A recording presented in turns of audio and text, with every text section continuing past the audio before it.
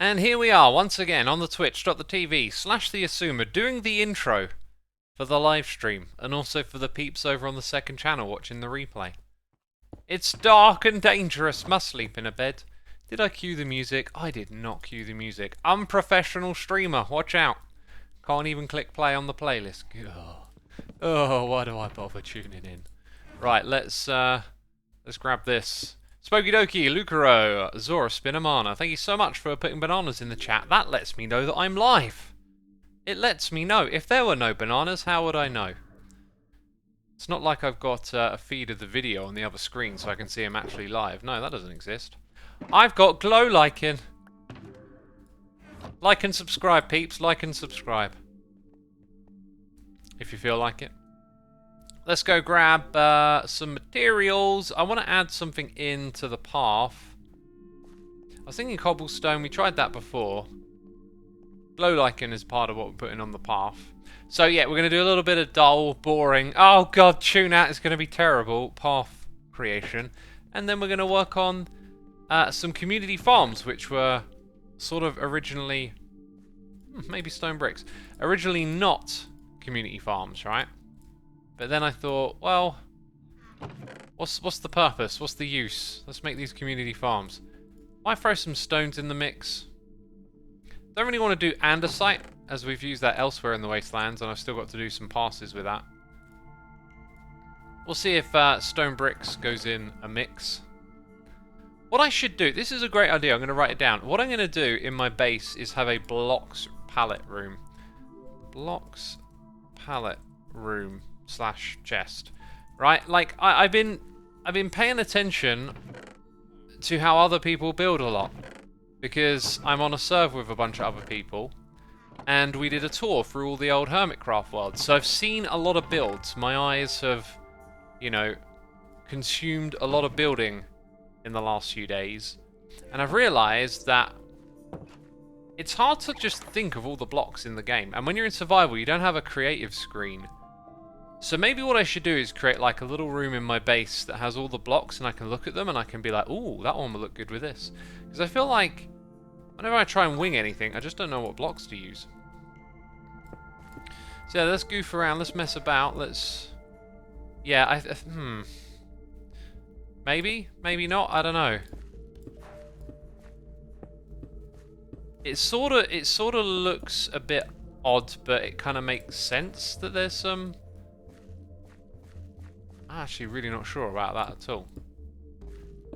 That's going the right way. Maybe I should have stuck with the andesite idea, even though it's been used elsewhere. Tough works well with gravel X. Yeah, thing is that I put tough over here. Maybe I'll just rip those out and replace those with andesite. Let's grab some tough. Let's try that too. Ah, we got noises in the air. We got Noogly for 10 months. OPEC 98 for 5. Lobstromonstrosity for 6. You loved the last HC episode. Hello. With the scaffolding farm. I'm glad you did. I've been working on some other scaffolding farm designs now in response to that. And something really cool. I want to hold my tongue on it.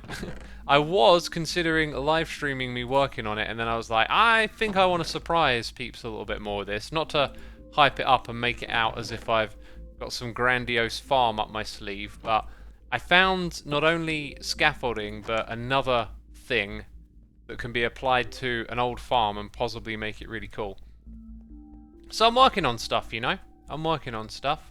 Axe Kicker 216, thank you for 13 months. Techno 881, thank you for 3 months. We also had 2 new Patreons signing up to play on the Let's Play Minecraft Together server. Aaron Williams and Cloud9 Meeple. Thank you for signing up, and I hope you enjoy playing with our community, which is continuing to grow. We've had loads of people signing up and enjoying it. I've got to do something over there again soon, right? I've got to get in amongst the community and show what the peeps are up to, because gotta love those community servers, right? Gotta love them. They're ever so inspirational. And man, I put my head down and just plow on with whatever I've got in my mind. I need to factor in, like, I need to take inspirational breaks, right? You need to have a little bit of time just to kind of get off your own track that you're on, your own path, and just see what other people are doing, and I find that very inspirational.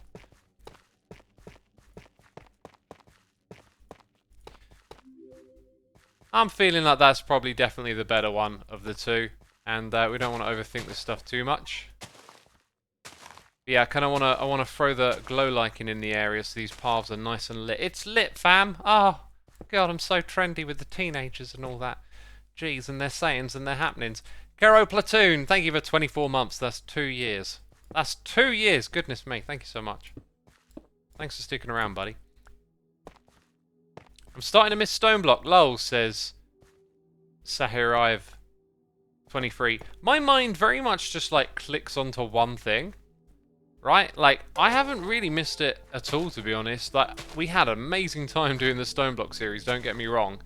Fond memories, but, you know, this new thing is here, and I just get engrossed in it, right? Like, it just becomes the thing that I focus on, and so I was thinking, oh yeah, I'm going to do the occasional Stoneblock stream, but it's like, no, my mind's just totally switched over to Hermitcraft now. This is what it's all about at the moment. So I do not expect to do anything Stoneblock related. However, that's not to dismiss it. It was awesome, as I've probably made abundantly clear at this point in time. So yeah, the purpose of the glow lichen is just so that the paths are luminous at night and have a little more texture to them. Although I don't think it's the best way to use this texture at all, to be fair. But the problem with the Wastelands is it's kind of big, and it was a spontaneous idea that probably wasn't the smartest idea. So I'm very much in the spirit of just getting it to a reasonable state and going, there you go, we did it.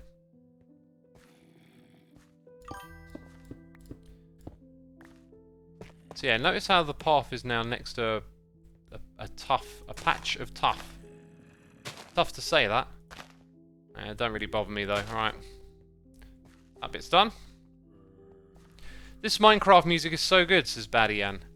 Thanks for bringing that up. So I've been listening to the Never soundtrack a lot because it just kind of occurred to me that for whatever reason, I need to go back and check this, but the way the Never soundtrack was released, I don't think kind of hit me the same way the following two did. So it was like a part of my snapshot video, you know. Hey look, we got a new soundtrack and this is where the songs appear in the game.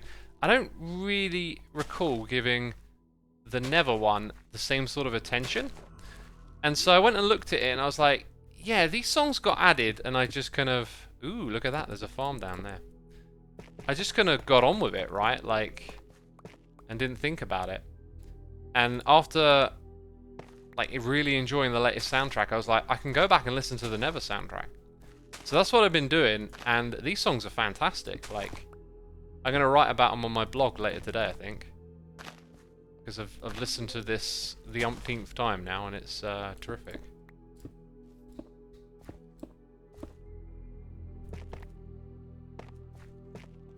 What is today's plane, says PG109. I do not know what today's plane is. Is it a Boeing? If it's not a Boeing, I ain't going. I ain't got a clue. Amiga Ocean, thank you for 2 months. Tigeries Pastry, thank you for your Prime subscription. As always, peeps, thanks ever so much for your support. It is a privilege to be able to do this. There we go. A little bit more glow liking, maybe? Around the entrance of Iscal's spot here, we'll light it up nicely.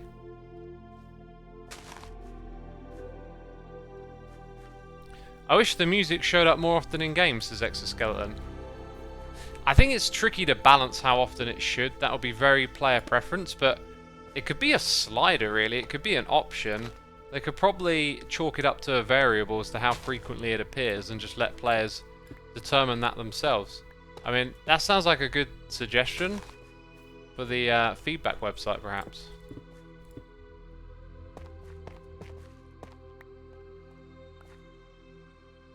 I never listened to the music in Minecraft, didn't know this is in the game, says Cosmo Dafo. If anyone actually hasn't invested in listening to not only the original soundtrack, but the newer songs too, you are missing out on something utterly amazing. The Minecraft soundtrack is like, not messing about here, some 10 out of 10 music, right?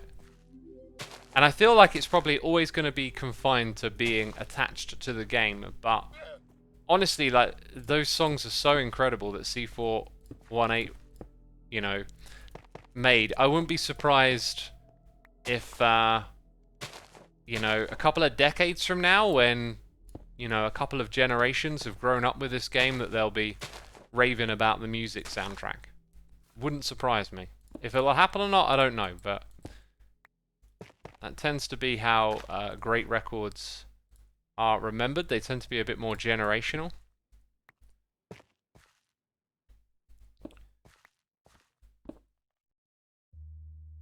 They are also on Spotify. Yes, they are. Ocha says, what do you think about Elon buying Twitter? Yeah, I'm more interested in the meta of it all, like how people react to it, I think. Personally, you know, the things that Elon's called for to change on Twitter are things I agree with. I think that there should be more freedom of speech and less censorship. That's just my, you know, personal take. I'm not shouting down the throats of anyone else. If people have other opinions, I'll listen to them. What interests me is the meta. Like, Elon gets, like, hated on a lot. And I just find it so fascinating to watch how people have an emotional reaction to something. I do this too, okay? This is an idea that I heard and immediately applied to myself.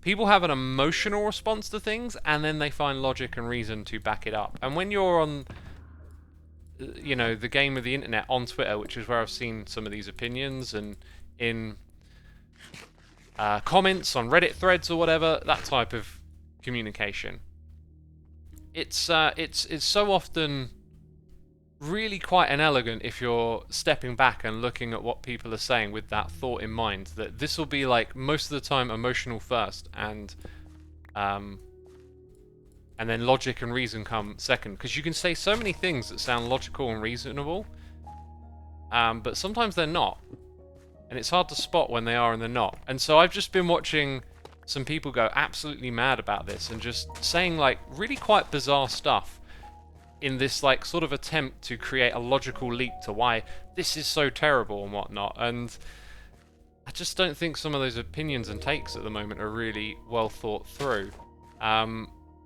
If you have an opinion on the ability for an individual to buy out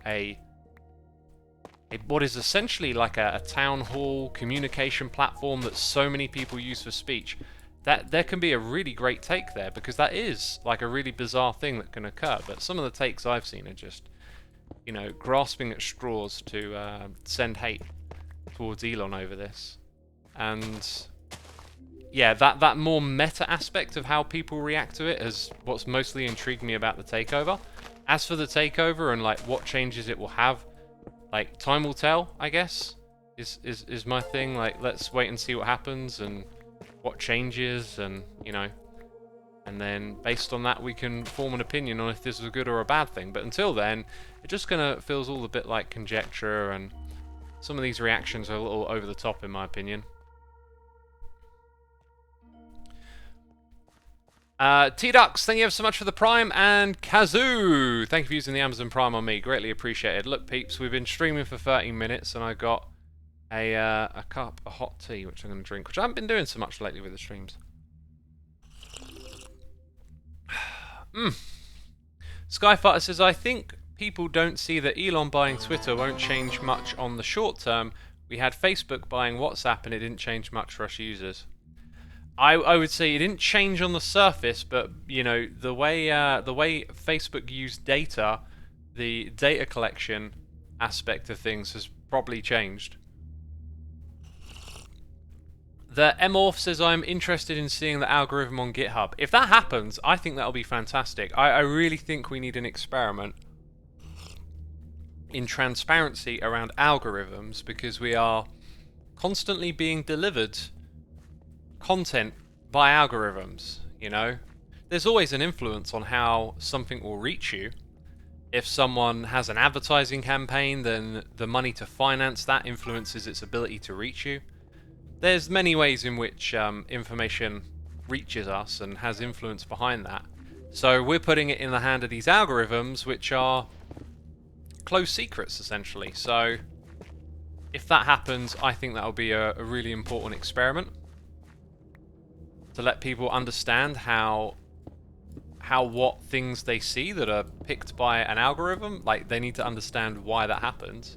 Because there's a lot of people that suspect on Facebook, like, outrage is a determining factor in why you see particular types of information on there. And is that a great thing for us to be looking at? Like, do we, you know, when we sit down to use a device or go on the internet, is making us outraged each time we sit down a good thing or not? There are things in the world to be outraged at, but like having a constant magnet pulling you in that direction might not be healthy for us. Have you listened to the Minecraft Dungeons soundtrack? It's my favourite soundtrack ever. I have through playing the game, and I have the soundtrack and I've listened to it once, but I've never really gone deep on it, which I might do. People have been telling me that the track 5 was composed by the guy who made the Dungeons soundtrack, so I'm into my soundtracks. I played a little bit of nostalgia game yesterday, Total Annihilation. I've been wanting to play that since I was a kid. And I fired it up and I played it for like 10 minutes and it was just, nah. I was like, this really is just, if I'd have played it when I was a kid, I'd probably love it, but I just can't get into it. But the soundtrack kind of caught my ear. And I thought I might put that on my playlist, I don't know. So there we go. I think for this last part I'm just going to leave it as stone over here. As we enter Beef's kind of area, and then I'm out of glow lichen. Let's get a little bit more. And then we're kind of at the end of this first chapter for today's stream. The first chapter. I wonder if putting some glow lichen around here would be a good idea. Maybe at night it would. It's still there! I haven't removed it yet. I haven't removed it. Sadly, Minecraft Dungeons is dead. The devs killed it with the monetization and a battle pass, says MetaMeester. What a fantastic take. What a fantastic... It's dead! It's literally dead! I went to Does Minecraft Dungeons Have a Heartbeat.com and it was dead. I've probably been a bit mean picking on you there. I don't think like it's helpful to like exacerbate opinions of like, hey, here's my personal experience and now I'm going to act as if it's dead to everyone in the world. Like, those kind of comments just do nothing for me. I see them quite often when you go to places, you know. Maybe you're like reading about some band you like, and then someone's like, oh, their career is dead. And it's like, you're just saying you don't listen to them anymore, right? Like, who knows what the actual player base of Minecraft Dungeons is? The Dungeons team will probably have loads of statistics, and I imagine it would have been like a rocket in the beginning, loads of people coming in to play, the hype wave rolls in, then it falls down, and you know, the core player base is established, and then they can probably sustain, steadily grow or decline based on the expansions that they release for it. So like, if I'm a fan of it or not, if I play it or not, like, for me to say it's dead would just be silly, right? Because there's loads of people playing it. Mark Noose is playing Minecraft Dungeons with my year-old son is a laugh. There you go. You know, like Mark and his son plays Dungeons and enjoys it, so the game's not dead. The fact that they keep adding content to it all the time is a hint as well. Jiffy J, thank you ever so much for 62 months. Evil X right there, Evil X. Pouncery, yeah, thank you for 3 months. And Narc, thank you for 50. Greatly appreciate all your support, peeps. Let's go clear out this inventory. I was also going to be putting some cobblestone on the edges of this stuff, but I CBA. Let's move on to the community farms, right? That's the plan for today. It doesn't need to be as successful as Minecraft. It's a cool side game, says Orcha. Yeah. Yeah, peeps, I always think, like, find the peace, the love, the harmony, the good stuff when it comes to the world of creativity and things like games, right? Like, imagine being angry over a computer game. I mean, okay, a computer game probably has, you know, within it the capacity to put something offensive or terrible inside of it that would get people up in arms, but for the most part, most games are not doing that, right?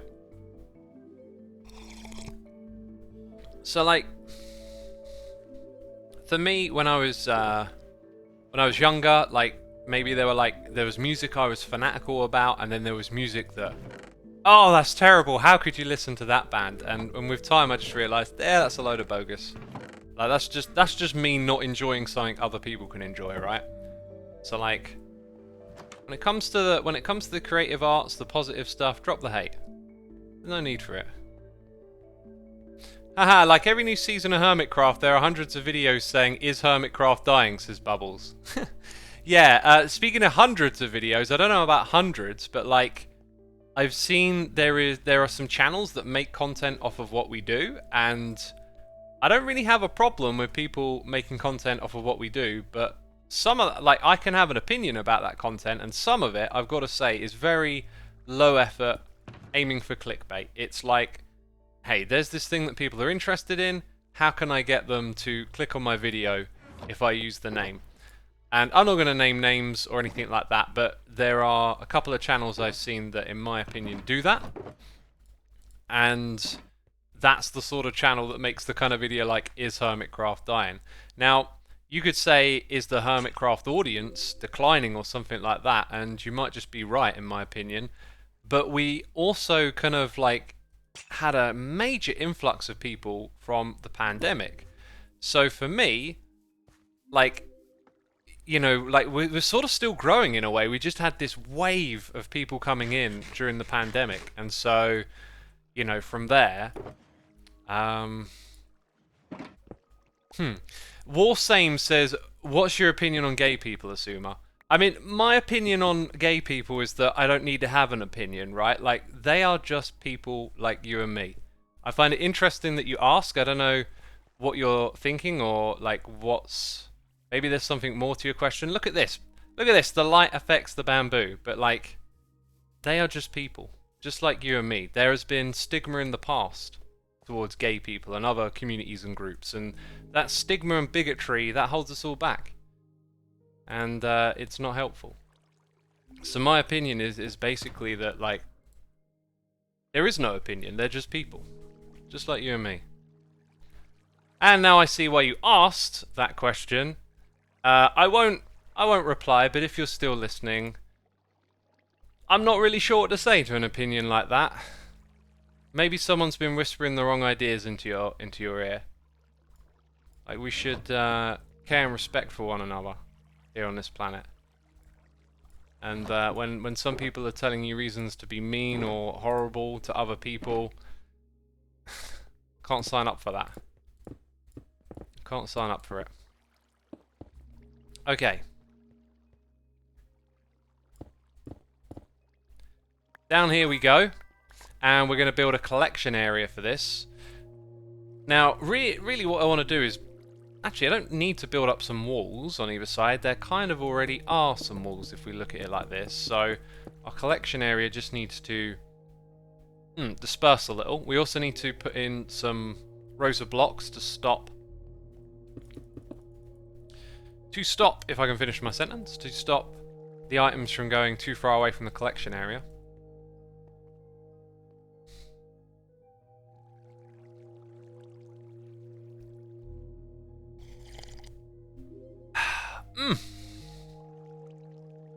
This is some good tea right here. How is your stream so crisp with just 6K bitrate? Probably because 6K bitrate is enough to make it crisp, I guess. We got an ARC here for 50 months. Greatly appreciate it, my dude. Pounce a year. Thank you for 3 months. Luna Econite, thank you for 4. What farms are we building? The farms are already built, so I want to turn these things down here into communal resources, essentially.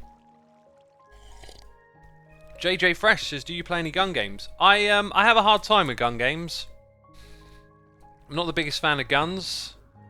And I used to play like shooters and stuff. And then I decided to stop because I felt like it was desensitizing me to violence.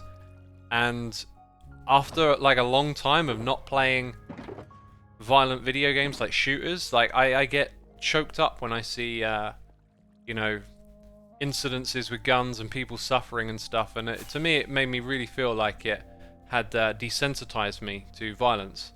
At the same time, I never had a problem with fantasy violence. Like, I love Doom and, you know, slaying zombies, and it's all a bit ridiculous and over the top. But it's like games that simulate conflict and people dying. Like, I get the appeal, but I feel like it really desensitizes you to that kind of stuff. And after I decided to stop playing, like, you know, Call of Duty or whatever, you know, I'd be watching some movie and there'd be like I don't know, some sort of scene where like a soldier gets shot or something, and I'd be choking up, and it just made me think. I think those things desensitized me, and that's my like personal experience of it. They made me look and feel and think differently about the violence that was being presented, and so now when I see violence in movies, it can really choke me up, because I don't, you know, most of my days are spent, you know, listening to podcasts, exercising, watching videos on YouTube. Some of them are Minecraft, most of them are like learning videos, learning things about history and the world. And so my diet doesn't consist of like watching zombie movies and playing shooters anymore, which it used to be. I used to watch a lot of like gory movies like Saw and Hostel and all that stuff all the time. I don't really do any of that anymore. And as a result, like when I do see that kind of stuff, it chokes me up a bit. What is your favourite film? X, mine is Forrest Gump. Loving the content.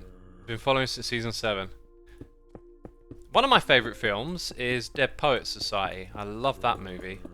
That one brings me to tears each time I watch it. Haven't watched it in quite some time though. I love Forrest Gump. Absolutely beautiful movie. Run, Forrest, run. I think we talked about the message of that movie in the past. For me, the message of that movie, like, I think we don't use the R word anymore, right? I don't know. I don't want to upset anyone. To me, like, the intent of using a word is important, and I have no ill intent. But like, I feel like they're trying to say something about his intelligence, right? But at the same time, the whole point of the movie is that who he is as a person shines far brighter than any measure of intelligence. And that's a beautiful, beautiful message, because it's easy to, like, it's another form of bigotry and bias. It's easy to just assume things of people or think they're not capable. And yeah, that's kind of like the message of that movie to me. That's what I always took away from it every time I watched it. What movie is he talking about? Forrest Gump, a classic.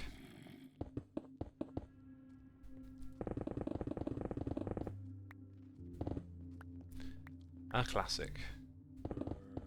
Haven't seen it. What's it about? Just watch it for yourself. I mean, without spoiling it, I'll say it's about a guy who turns up in lots of different places in history, and you follow his story, and it's a beautiful story. And it's wonderfully acted, but there's like a message that comes with it, but not one of those like here's the message on a plate. Like what was that movie? What's the movie that came out recently on Netflix where there's an asteroid that's gonna hit Earth? Like that's like a movie with a message, but it's like it's spoon feeding you the message a bit. It's a bit obvious. This is more about like, hey, watch this character's life unfold and you'll learn things about them. Those are some of my favourite types of movies where, it's just a story about some people, and you watch some things that happen in their life, and it changes them as people. Doesn't have to be anything big and crazy. I love those sorts of movies because they're just all about like understanding a character and seeing how what they go through kind of shapes them. Let's see. We're filling in blocks. Oh, I needed a shovel. Chevel. Anna Bombanana, thank you for gifting us up to another Anna. It's Anna Meow Books. Greatly appreciated. Thanks for gifting this up. Do you recommend playing with or without shaders, says Poppy Spice? For anyone who hasn't played the game, for that long, play the game as is. Don't do all the mods, don't do the resource packs. Let that stuff come later. That gives new life to the game. As for playing with shaders, for me it's a hard no. I don't like how the game looks with shaders, basically. It just, I don't know, my brain just likes how Minecraft looks like this. There are things that I tweak and change about it, but adding in all those realistic shaders, to me it takes the fun out of the look of the game. It doesn't look Like, Minecraft wasn't built to look realistic and have beautiful shaders, in my opinion. So it's like a bit of a contrast, you know, having this weird blocky game with its low-res textures and then all these shaders coming in. It just doesn't look very aesthetically pleasing to me.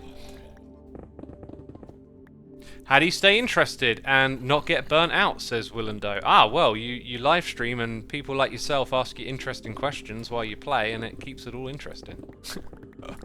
To be completely frank, it is because I have an audience. Like, whatever I want to do in this game gets shared, and that just makes it infinitely interesting. Because I can really get deep into it, and there's like a community enjoying that journey with you.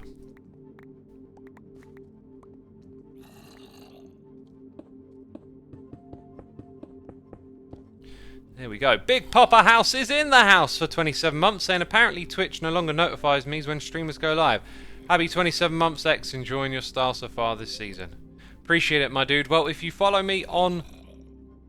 excuse me. Mouth burp. If you follow me...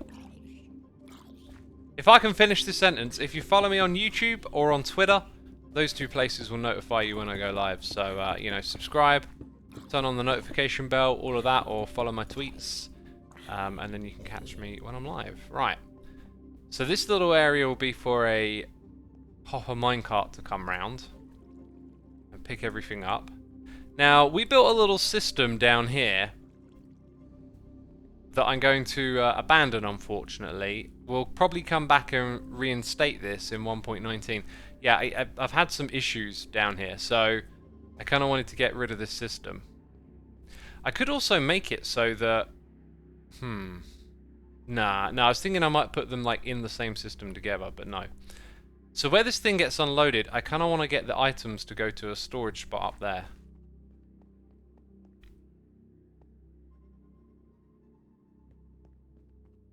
How to avoid being bored by Minecraft. Look at Minecraft as a tool and have an end goal, says Giant Mushroom. That's pretty sound. That kind of works for me. Yeah, have an end goal. Have a plan. You're like the only Minecraft streamer that's not playing the .wav event. What's the .wav event? Oh, do you mean like some sort of minigame thing going on? I mean, isn't Pearl streaming as well? So I'm not the only one. Pearl's on here too, streaming. Have you watched the movie Her? Yes, with Joaquin Phoenix, if I'm saying that correctly. Saw that movie when it came out. What was that, 2013? That's one of those ones that I think I might watch again at some point. But I haven't been watching as many movies lately. I've been kind of getting back, feeling like I'm getting back slowly to a little bit more normality, I guess. Seeing friends more, going to gigs, more things on.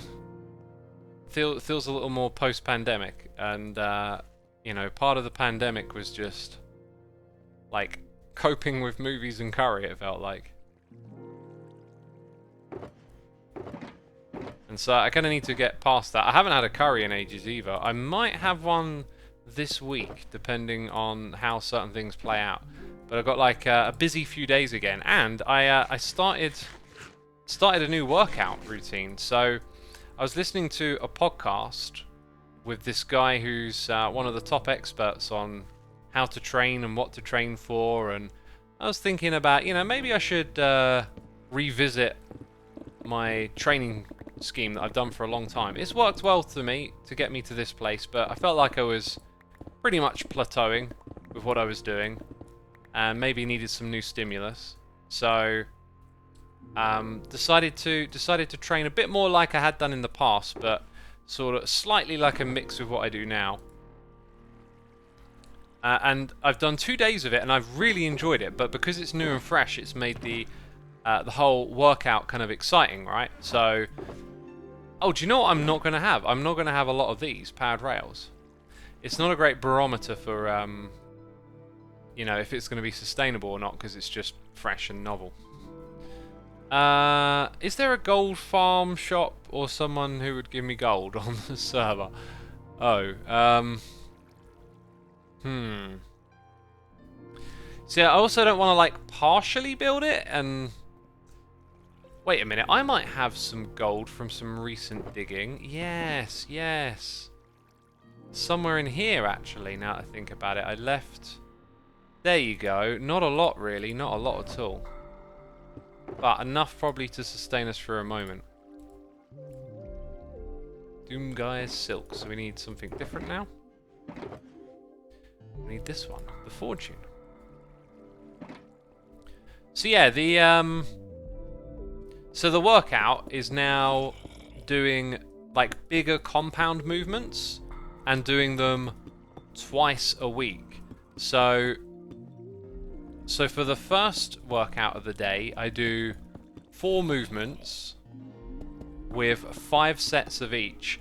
And the trick is that in between each set, I do them one by one. I don't superset anymore. I go on the treadmill for 2 minutes. And it keeps the heart rate up. Like, I was looking at my Fitbit and just seeing, wow, like, it really, like, has challenged my body in a different way these last couple of days. So that's good. Yeah, and then the second one, I do 3 movements and do 4 sets on each. And so some of the more accessory, I mean, most of them are, you know, multi-joint movements, but the more accessory type things are set for the second half of the day. This is not a lot of gold, is it? And my smelter currently, because I haven't built the smelter array, is terrible. I did 300 curls in one day, about an hour before workout 3 days ago. That doesn't sound... I mean, you do you, but like... That doesn't sound particularly beneficial. Like, there's a lot of science in how to tax your muscles. And for different, you know, for different reasons. Like... different types of training give you different kind of results. So, like, if you needed to make 300 curls in a day, like a normal thing, for whatever reason, I don't know. But, like, then training for that way would probably work. But, I guess it does depend on what the outcome is. But generally, massive volume like that doesn't really achieve a lot. And if anything, they tend to diminish. Like you can over-exercise your muscles, right?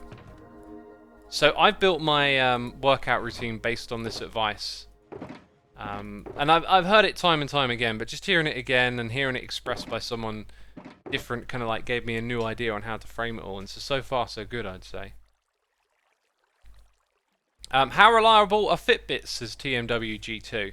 I would say very reliable, but you have to, you know, you put one on, you got to be consistent and leave it on throughout the day. And then you got to use it, obviously, but like you got to use it consistently. So if you're trying to like pair it up with calorie counting, which is what I do, or you just want to use it to get a certain amount of steps in a day, like if you want to get to a certain amount of steps as just a simple starting point with a Fitbit, then yeah, it's pretty, you know, it's like a pedometer, so it's pretty darn good at helping you get there. If you want it to like really accurately like give you a calorie count or something, if you're like I do trying to pair it with how much food you eat, you do need to like be consistent in how you use it and how you measure your food, and then you need to be consistent in weighing yourself and seeing progress over time. And if you do both of those things, you'll be able to adjust the thing to your needs, right? So like it won't probably out of the box get it 100% right, but if you're consistent with how you use it, then eventually you're going to get, you know, an idea. I need to put it up or down a couple hundred or whatever, you know. I recently learned about functional exercises and I'm trying to include them into my workouts. It doesn't quite come to me what the category for functional is, but yeah, functional is a descriptive category. Isn't it usually like you say functional when it's in relation to a goal? So like if you have a goal of some sort of thing that you're doing and you want to get better at, then you have functional proponents to that in training, I think. Could be getting that entirely wrong, I don't know. 2, 3, have a gap. Yeah, it could go for something like that, I guess.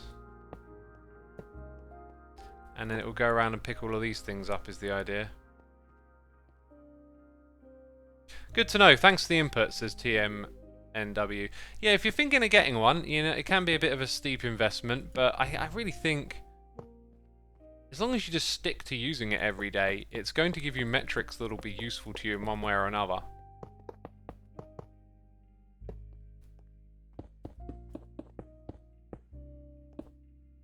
And they look a little like movements you do daily, says Massive Toilet. Yeah, they'll... I guessing isn't functional maybe something like a squat, because it's similar to how you would like lift a box. I recently got myself a set of weights, been doing mostly bodyweight exercises before, so I'm excited to learn how to properly use them and curious about possible results, says Redby. Well, if you've been doing bodyweight, then you'll probably be doing things that are similar to your bodyweight exercises, but using the weights to then add on additional weight, right? But, you know, using them with good form is really important, so like, don't be Mr. Gung-Ho and like try and lift as much as you can. Just take your time doing the reps right. Like good quality reps. What's that thing they say? Don't count the reps, make the reps count. Which maybe isn't quite what I'm trying to say, but yeah, good quality reps are important. Yes, exactly, as opposed to just doing exercises focusing on just a small set of muscles, says Massive Toilet. Yeah, so when you focus on like individual muscles, they're often called accessory. And then I think the functional ones are things like squats and deadlifts and chest press and whatnot, because they conjure in a whole group of muscles to do the workout, to do the movement. So it's like multi-muscle exercise, which is like what I'm trying to shift back to. I already did like a bunch, but I would do them spread out over a week. Now I'm trying to hit them twice a week, and then I've ditched tons of like accessory stuff. And what I'll probably do is I'll probably at some point add in a day or like a half day, you know, like something really light to do on the rest day that just targets some spots that are probably worth it, like giving your triceps a workout is probably worth it, even though it'll be like isolated and individual.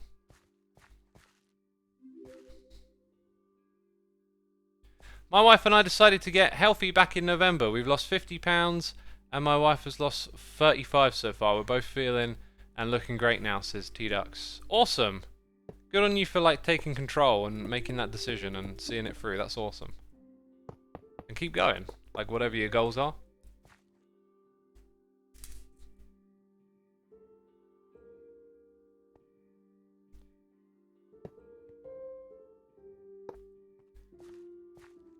X, have you ever watched The Girl with the Dragon Tattoo? If so, what did you think of that? I have not watched the movies because I read the books originally. I went through a period, probably before I started making YouTube videos, of reading books.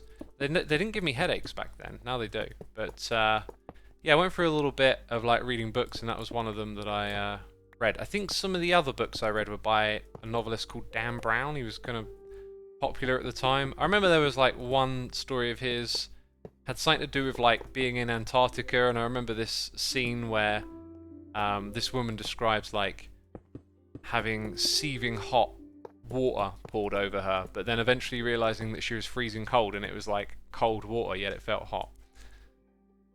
I would like to listen to one of his audiobooks again, because I really did enjoy those back in the day. And when I listen to audio these days, it's all learny. Learn about this thing, learn about that thing.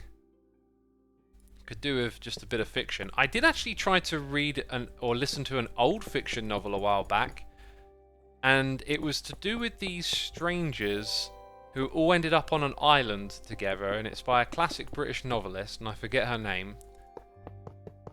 And they're sort of brought there mysteriously under the assumption, or like the story is that they've all killed someone in their life, but like I think the age of the book was really lost on me because the characters were just so, I don't know quite what the right word for it is, but they're cut of a different time, and the way they talk to one another, very like cold and formal, and just, I was getting into the story, but the characters were just not appetizing at all.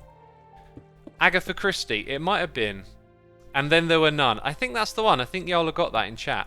I'm not knocking the book or anything. Like it just didn't work for me, and mainly because of those characters and the way they talked. It's just from a time gone by, and yeah, I found pretty much all of the characters to be like really uninteresting. There wasn't one that I was like gravitating to, because the way people talked and behaved back then was just so different to how we do now. So none of it was really like relative to me, or wasn't much of like a link, you know? If one of them was talking about cryptocurrency, I'd have been like, oh, I like this character. Ah! Now I'm interested. What am I looking for? Rails. Rails. Lots and lots of rails. And sticks. We need some sticks.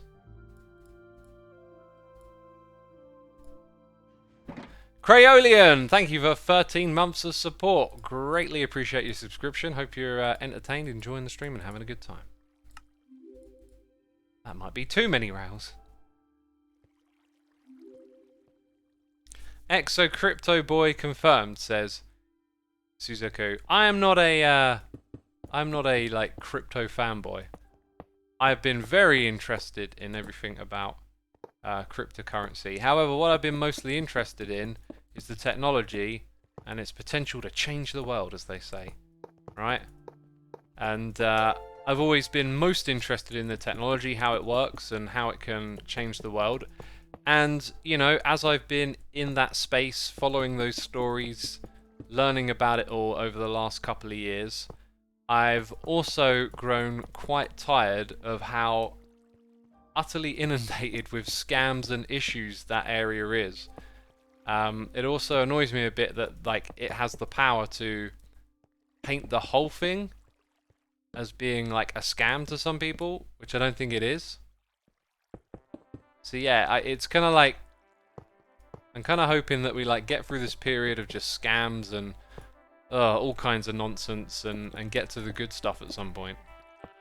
And there has been some good stuff, but good stories tend to get outshined by the negative ones, right? The ones that can make for easy headlines.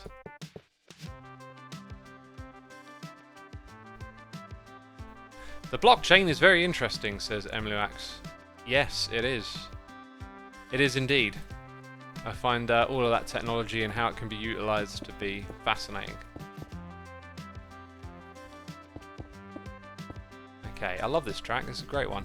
Tones 310, thank you for using the Prime on me, my dude. Appreciate the support. Hope you're enjoying the stream. Having a good time. Feeling entertained. That's what y'all need to be right now. Entertained, right? Entertained by a dude in a dark hole talking about cryptocurrencies. What is going on? So we're talking about crypto books, says Sir German. We're going all over the place. It's just a waffle. It's just an absolute waffle. Speaking of waffles, now I feel hungry.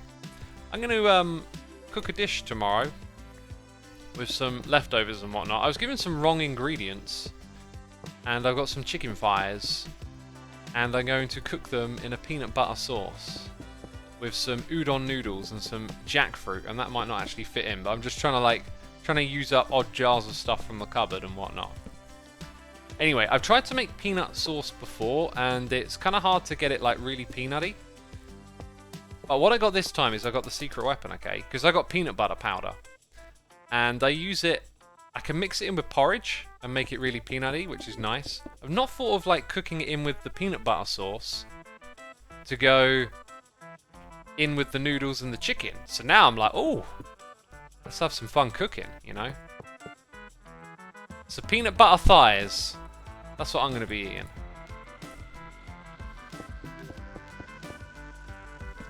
7, 8, 9, 10. Let's put 10 in between each one. It's going to get dark around here. That was very loud. And it was Night Sport. Night Sport, thank you so much for those cheers and those biddies. Have you ever preferred a cover more than the original? Oh, I'm sure I have. I'm sure I have. I'm a fan of covers. Not as like, hey, I seek out covers. I just think they're a great thing to do in music. I don't know why, like, I don't know. I hate being here, like, with the microphone. And it's like, what are the greatest covers of all time? And I know my brain is just not going to fish out the greatest. It's just going to fish out something that I heard recently. One cover that I really like that I think is awesome. The original is absolutely brilliant. And the cover is not better, but just something really interesting. But Coal Chamber and Ozzy Osbourne doing Shock the Monkey by Peter Gabriel. That is like, of all the people to cover Peter Gabriel, putting Ozzy's voice to it is super interesting. And when it comes to covers, I like covers that get something different out of the original song, you know? Like Hurt with Johnny Cash. That's just an all-time classic example of how to do a cover, right?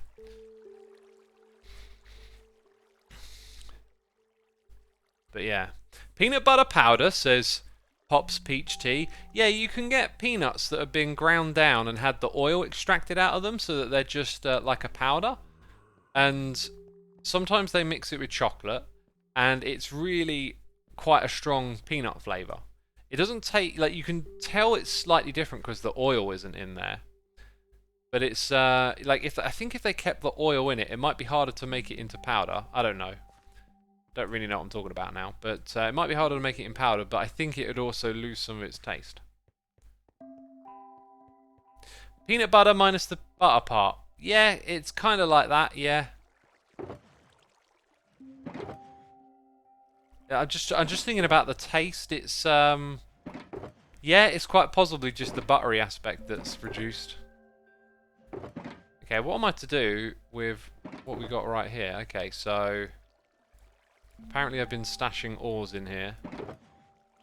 And ingots. Right, then redstone goes in here. Right, I guess the stone and stuff can go in this one for now.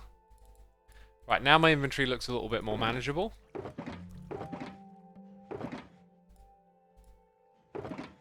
And might still end up using the shovel. Cool. Let's pick these things up, move on to the next bit. You know how we roll. Also, we're just talking about a bunch of random stuff and jumping all over the place, okay? Which is, it sounds like that's what we're doing today, right, peeps? Look at this. That one's helped the ones in the middle grow, but not the ones around the outside. We'll have to modify that later. Who's watched the latest episode of Better Call Saul? Wow. Wow, that show. Woo. Goodness me. Goodness me. I absolutely love Better Call Saul. I can't wait to watch it again when it's concluded. Because it's so good. And I've watched every season, but I haven't rewatched any of it. And I've watched Breaking Bad like 4 or 5 times. And like, which one's better? I don't know, but that Better Call Saul can really blow your mind sometimes. And this latest episode was just so well done. So well done. What are peanut butter fires, says Coconut. That's what I'm going to be eating tomorrow, some peanut butter fires, funny enough. Are you watching Moon Knight? I don't know what Moon Knight is. Night Sports is incredible television, isn't it just? Breaking Bad ending was the worst. Really? Wow. The Breaking Bad ending was quite universally liked, I thought. I thought it was terrifically done. Right, I want to put like an elevator for whoever comes into this place in these 2 spots. So we'll start to work on that a little bit now. I think we're going to have to update the material palette around it as well. So it's going to be like, you can go up to the top and use the smelter, and then over here is where you'll have access to some resources and stuff which come from down there. So we're kind of doing a little bit of everything really. And this was not the best place to leave the things I might need. So I need one of those, one of them, then I'll need a bunch of kelp. Of course I will, of course I will. I'll also need, oh goodness me, what do you need, X? Tell me about what you need. A bucket of water, yes. Oh, that's kind of empty-ish. Need some more iron and useful blocks. Actually, what I need is buckets of water, and they're all in here for some reason. There we go. I only need 2. I only need 2. Put them back. There we go. I haven't watched Soul in a couple of seasons. Do you think it is good as Breaking Bad now, says Casey Don? You know, like, it's hard to say yes or no because they're both just fantastic shows. Better Call Saul, I feel, is like the more artistic, slow burner. But the way it fleshes out its characters, it's like more matured than Breaking Bad, I think. Breaking Bad hinges a lot more around character arcs, whereas I think Soul is more about exploring the depths of the characters. So you have much more like challenging scenarios, and you watch people go through things that really like change them, but at like a slower pace. Whereas Breaking Bad is a bit like a wild ride where you realize the guy in the beginning isn't the guy at the end, and it's fascinating like discussing that with fans, other fans, because it's like, at what point did you see the change, or you discuss when you realize. Yeah, I mean, I feel like I might be spoiling it for some people now if they haven't seen it, but like you've had time, you've had plenty of time. Yeah, it's about like when you look back on everything you've seen, it really like makes you think about the characters and whatnot. Both brilliant, but I definitely prefer BCS. You're right about how beautifully shot it is. Yeah, it's really well shot, more matured, and it takes a slower pace and gets you thinking about its characters. But like I said, Breaking Bad's more like the character arc, and this is more about like looking into the depths of the characters. And it has some arcs too. I mean, all shows will really have an arc. Characters tend to not be static; they go from one spot to another. But it's not the same sort of backwards bend as Breaking Bad. It's more of it's like right in front of you kind of change.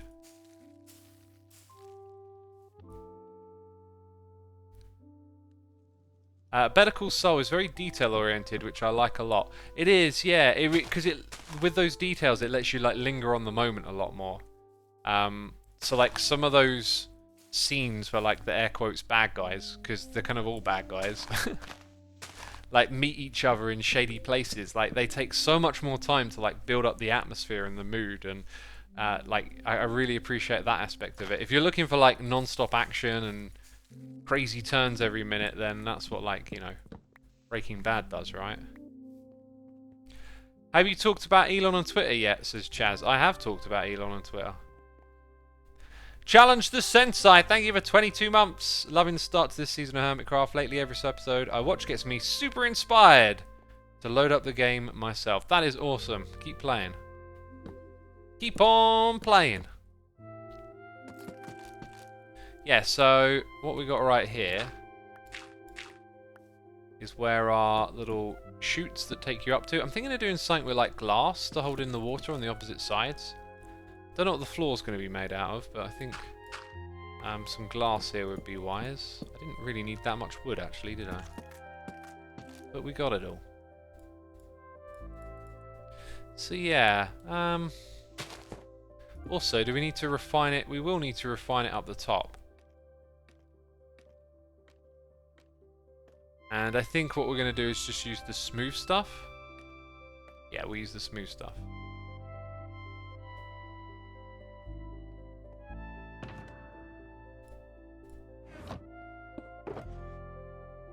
Smooth sandstone.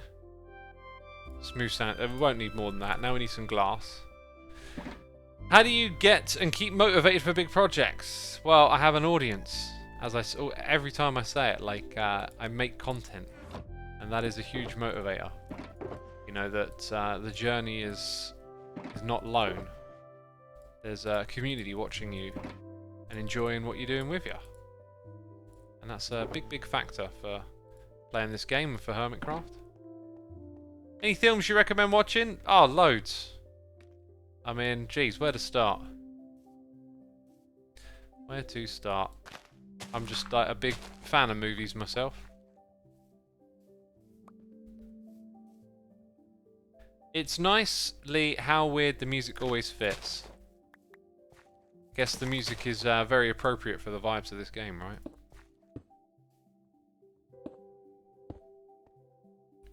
Now, I'm wondering if... I'll tell you what, the glass here is a good idea because... Oh, right, where's the... Maybe I should move this, actually. Like, where's the... Yeah, I feel like the customer is going to need a way in, but this is actually a little close. Okay, we'll move this. We won't get too into it. We'll push it over to the side.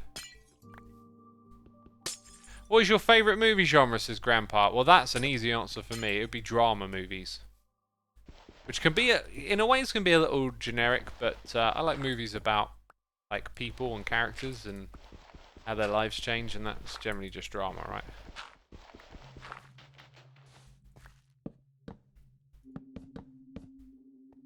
Did you see The Joker? Yes. I watched it again recently. Fantastic movie. Yeah, very grabbing. The first time I watched that, I had some, you know, jaw drop moments. I was like, this is just some incredible cinema. So yeah, we're gonna end up with like a pressure plate here, and a fence gate to go in, and then having like the floating glass above that will look kind of odd. So I'm kind of actually gravitating now towards maybe having it like this.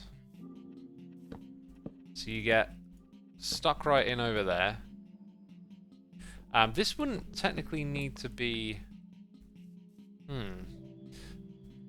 Just thinking about how it looks for whoever's coming through to use this space.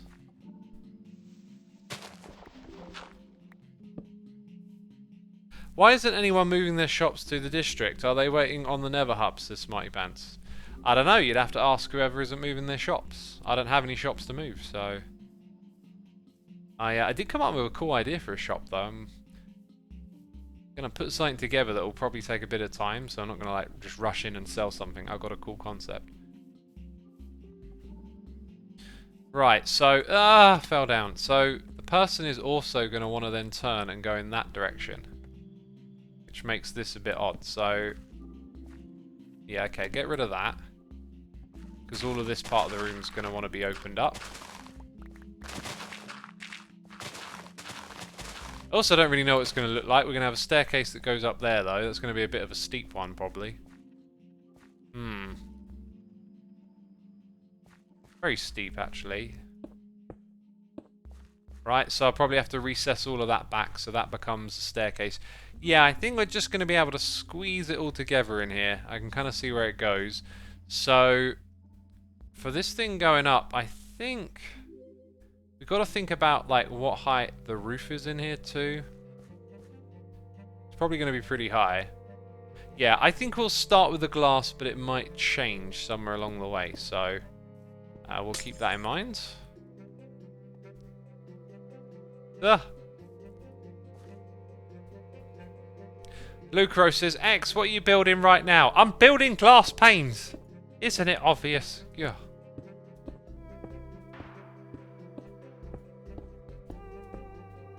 Right, we need some birchwood, some sandstone, all sorts. Minecart will overflow with bamboo. You're probably right. You're probably right. When that gets harvested, I'll have to figure out a solution with redstone, you know.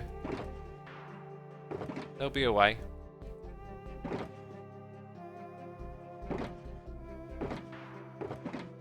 Right, Sandstone? Maybe a little bit of sand too, actually. Then I said birch. So we've got no birchwood either. Great. That's just great, isn't it? God. Let's go do some birchwood. How long are you streaming for, says Left Turn? Another hour? I should probably switch to standing now.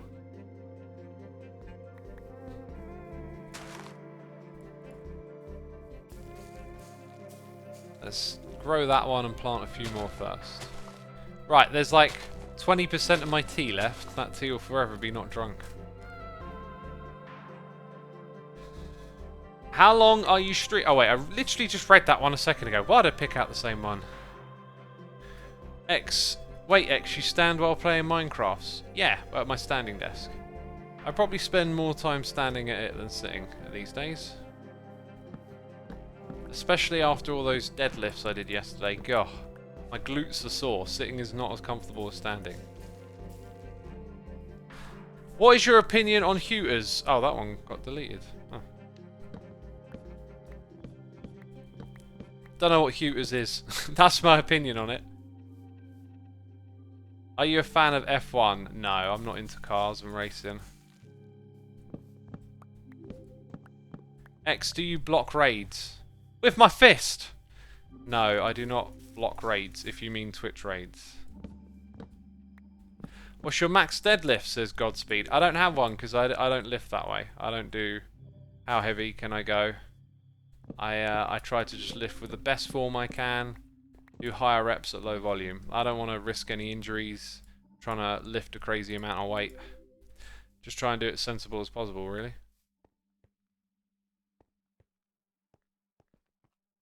X, do you solve Rubik's Cubes? I don't solve them. I destroy them. Out of rage and frustration. I picked up this game recently. It's a little puzzle game that you play, you know, physically, right? Looking for the right words there. Okay, this thing actually goes up too high for the ceiling. Bring it down a few blocks. I think about one more is probably about... maybe one more? No, we'll go with that. Anyway, I was thinking of doing a live stream playing it. Just hanging out. One thing I've learned, though, is that I cannot get my head around the puzzle. Like, every time I play it, like every level I do, I just feel as if I've learned nothing after. It's kind of strange. Usually you tend to suss out puzzles a bit. This one I can't, but I was thinking of doing a live stream with it. And we're being raided by the one, the only Pearl. Alyssa Moon, thank you so much for the raid. I was aware you were streaming here on Hermitcraft. Thank you for bringing the peeps over. For those of you that do not know, we are indeed on Hermitcraft. I'm sure you know, though. I'm sure you knew that. Thank you so much, Pearl. Analog puzzle, says Burt Memory. It's not an... I don't think you could describe it as an analog puzzle. It's just... It's a shape puzzle. And the components of it are just, like... not revealing themselves. Like, if you play chess for a bit, you start to learn things about how to use different units. And you develop strategies. But I can't get anywhere with that. I am just, like, utterly clueless. But I was thinking of doing a live stream where I have a camera just pointing at the puzzle and playing and talking. And it's like seeing where we get with it, and maybe people in the audience have some ideas on how to solve it. I don't know. I just thought it'd be something really different to do. Instead of like a computer game live stream. I also, yesterday, I mentioned this earlier, I played Total Annihilation, and I was like, eh. I also played a couple of other games. I found 2 other games that would be cool for doing a live stream, and at the moment, my focus is kind of on Hermitcraft and not playing other games, really. Okay, this is gonna work out nicely. But yeah, if I want to get around to playing some other games, I've got something cool picked out, that's for sure. Right, so this right here is going to be the platform that the hermits can come up to interact with the furnace array. So it's here that we want to put the bucket of water down, but I should probably sort out something else first. Oh.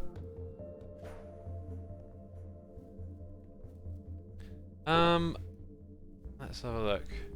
You'd love to see me solve some puzzles. Awesome. Yeah, well, I'd be down for giving it a try. It's just a matter of when, really. What are we looking for? These things. Yeah, okay. I'm basically going to have to craft what we need. I think it makes sense to make them out of birchwood. I haven't really decorated that room yet, but I imagine it's going to have these sorts of textures around. So, first things first. Need that. Then, how does it work? Sticks on either side? It sticks on either side, so then you need that. And 2 of those. And I've got a very full inventory, haven't I?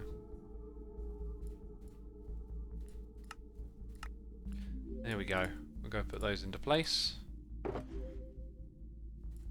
What do I want to put away here? A couple of saplings will do it. Anyway, to all the peeps tuning in, if you're enjoying the stream, be sure to hit that follow button. You can catch some of my future streams too. Yeah, I haven't been streaming as much lately, but I plan on changing that a bit. Just a little bit. Actually, I'm going to put the birchwood under it for now. Actually, Pearl is someone I would like to take inspiration from when I next do some decorating, which is actually like this room. So, let's take a moment to appreciate what Pearl does. I'm going to wander over to her base. So, I said this actually at the beginning of the stream, that I'd seen lots of other hermits builds lately, and that I really wanted to take some time to do some interesting interiors. Demon King 98, thank you ever so much for 15 months of support, my dude. Greatly appreciated. You will never despawn, will you? I don't think you're actually supposed to be there, so see you later, mate. One less entity. Well, she was doing redstone today, says Tio Polo. Oh, right. I don't know if Pearl's much of a redstoner. I know she knows building. So, like, when you look at how people build, you can suss out some of the fundamentals of how they build, but sometimes it's, like, tricky to figure out how they get there. So, with Pearl, I'm seeing, like, a lot of, like, gradients of color, but also contrasts, right? But the style is just really, really, I don't know, really, like, mixes the textures as well as the colors. That's what I'm seeing. So, I've been over to Pearl's to buy some shears, and I also took some items from her inventory.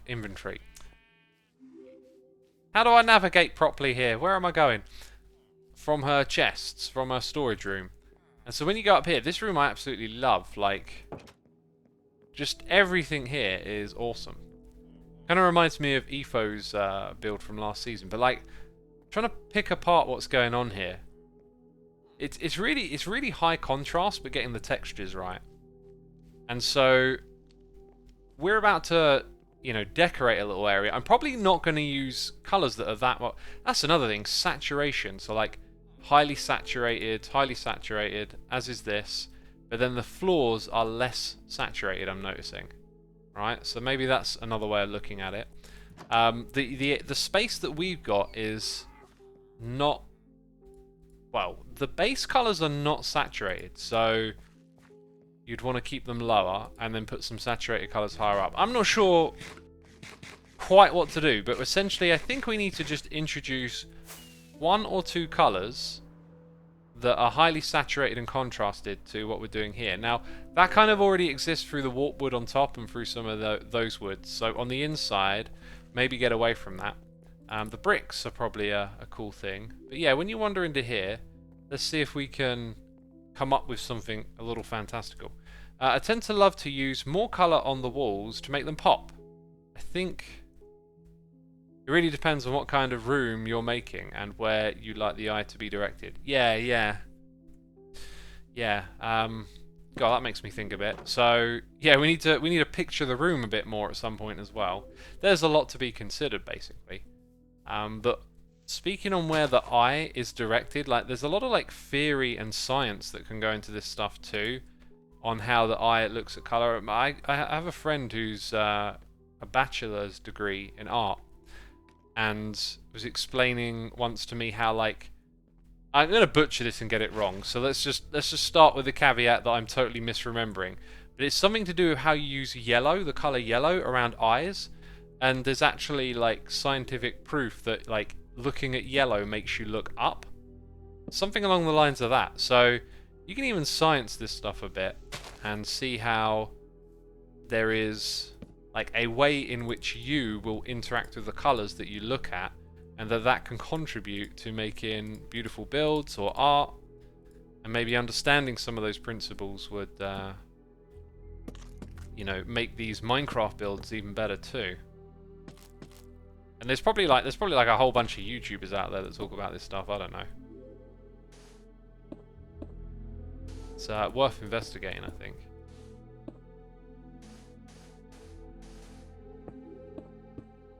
Oh, we've got a little further to go, I think.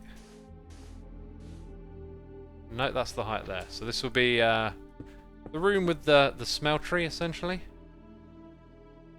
Oh yeah, and these aren't going to be evenly aligned with the furnaces, but at this point I don't care. I'm just like, oh, whatever. Right, we're going to be ready to sort out the kelp and have a keen way. Oh, no, we're not. Still got something more to do here.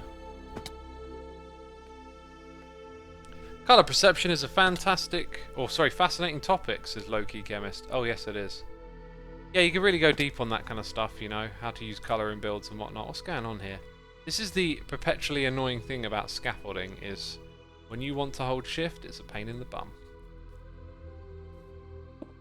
Right, there we go. We got that bit. Now we need to drop on it, I think. Ugh!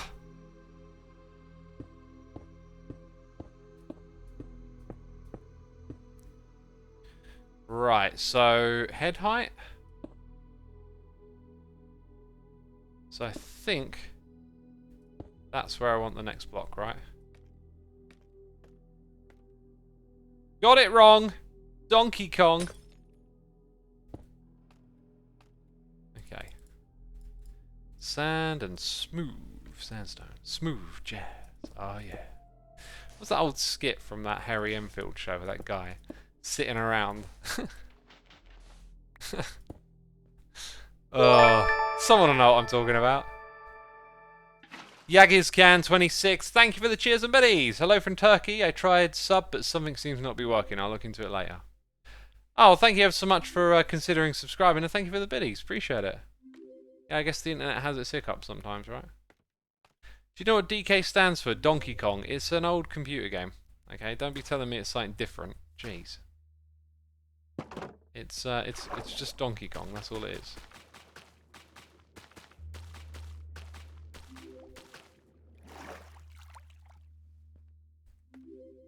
Okay, and then we go this side.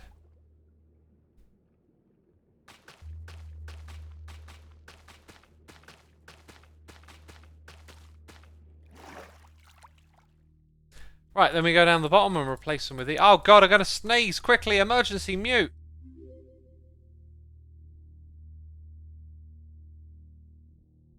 Oh, that was a violent one. It reminds me to drink water. Timmy Im says, hey, I followed. Thank you for following, Timmy. Appreciate you doing that. Thank you for the blessings in chat too.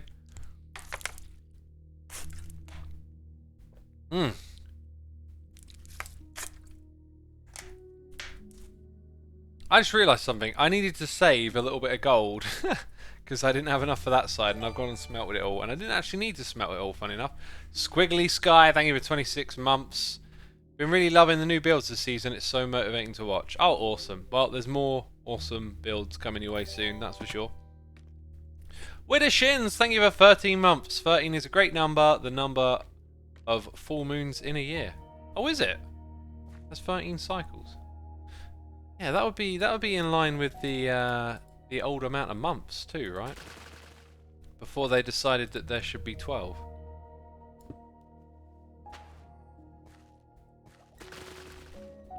Right, let's grab that.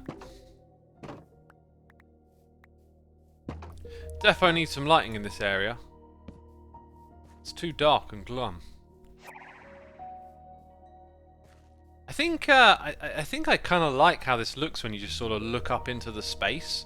So maybe what we're going to end up doing is embracing that and just putting some more details up there or some shapes on the way.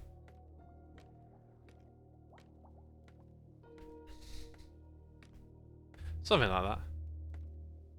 It reminds me to drink water, says Wes Skism. Hey, I'm British. I'm English. It's water. Alright? Don't you tell me anything different. It's water, bruv. So yeah, we don't really need this scaffolding, at least to get to that part. Maybe to get over here. I guess you could fly into this area too, if need be. So I can't do too much up in this area because it's going to be plastered with redstone at some point. What I'll do next is save some materials with a little bit of this and that. Ah, gosh, here we go. Right, there we go.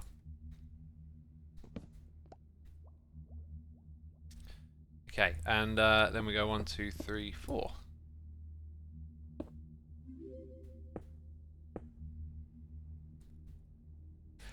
The Snow Husky, thank you for 10 months of support, my dude. Greatly appreciated. Hope you're entertained and enjoying the stream. Oh yeah, that's right. So on this side it goes all the way over to the wall. Whoopsie.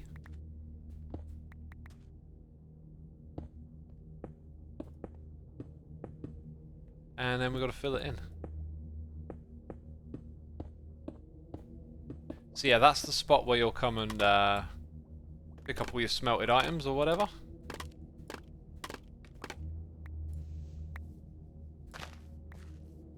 Right, now down at this level, I think the next thing... It really does have a nice feeling about sort of like looking up, so I think we've got to keep that.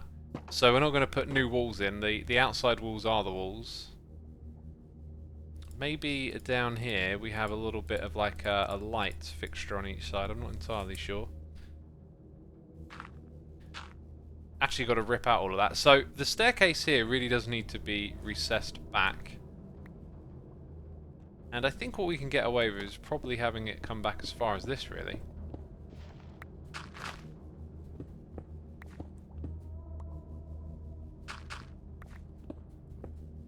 Okay, so again I'm going to need a crafting bench.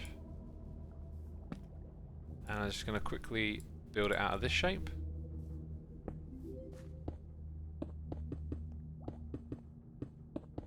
And then we can throw in some andesite and stuff later. So yeah, these bits, like these little details here, need adding up. There's like a lip there that we can possibly put like an interesting material in.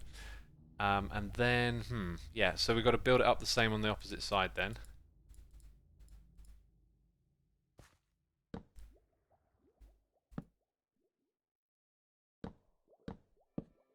With all that stripped wood and stuff. I won't do it all right now because we need to think it all through a little bit, but seeing some of the shape come together a little bit now, right? So big, grandiose look up. There'll be a ceiling somewhere up there. Okay, so we're probably going to want to mirror, as so often is the impulse, which really, actually, no. You know, we just went round Pearl's room and there wasn't that kind of impulsive mirroring. I got to say though, with the consideration it's going to have like a big grand roof, it does. You're always getting drawn towards those kind of aspects, right? Like, I'm not sure how I'd make it look and feel different. Maybe that's the challenge. Maybe the challenge is like, it's going to have this big grandiose roof thing going on, but like it will actually be non-symmetrical in one area. One way to do it actually is to have it so the top can be, right? So we go higher up. So yeah, we're probably going to need at least like this much height around this spot. And then maybe texture change. Not to that one, regular sandstone first. Alright, so the roof is all built up in this area. But then, so when you look up it's going to be symmetrical, but down at the bottom we get the opportunity to do something slightly different. Very interesting. This room really lends itself to symmetry, says Brood. Yeah, so perhaps we can make it look extra fantastic by that being true, as well as down the bottom here, like being able to do something a little different with this space. Like we rip out some more of this dirt and we get to treat it a little different. So it might be advantageous to actually build that roof design next. And I'm honestly thinking just build it out of sandstone and stuff. Or maybe birchwood pillars going across. Or maybe jungle wood. Which I have literally none of. I haven't got any really tree farms or anything like that yet.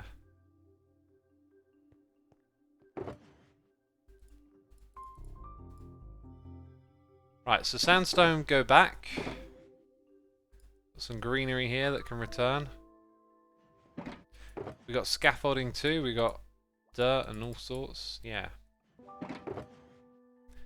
So where do I go get my jungle wood from, peeps? I think I'm just going to have to go... Actually, no. Wait a minute. Do I have jungle saplings? I don't see jungle saplings. But I can fly and I've got bone meal. So let's see if we can find another hermit that's got some jungle trees on the go. Chop one down, replant the saplings, that kind of thing. Whoosh! Off we go. I'm thinking Wren. I borrowed some spruce from Wren. Had a little tree farming operation at the back here.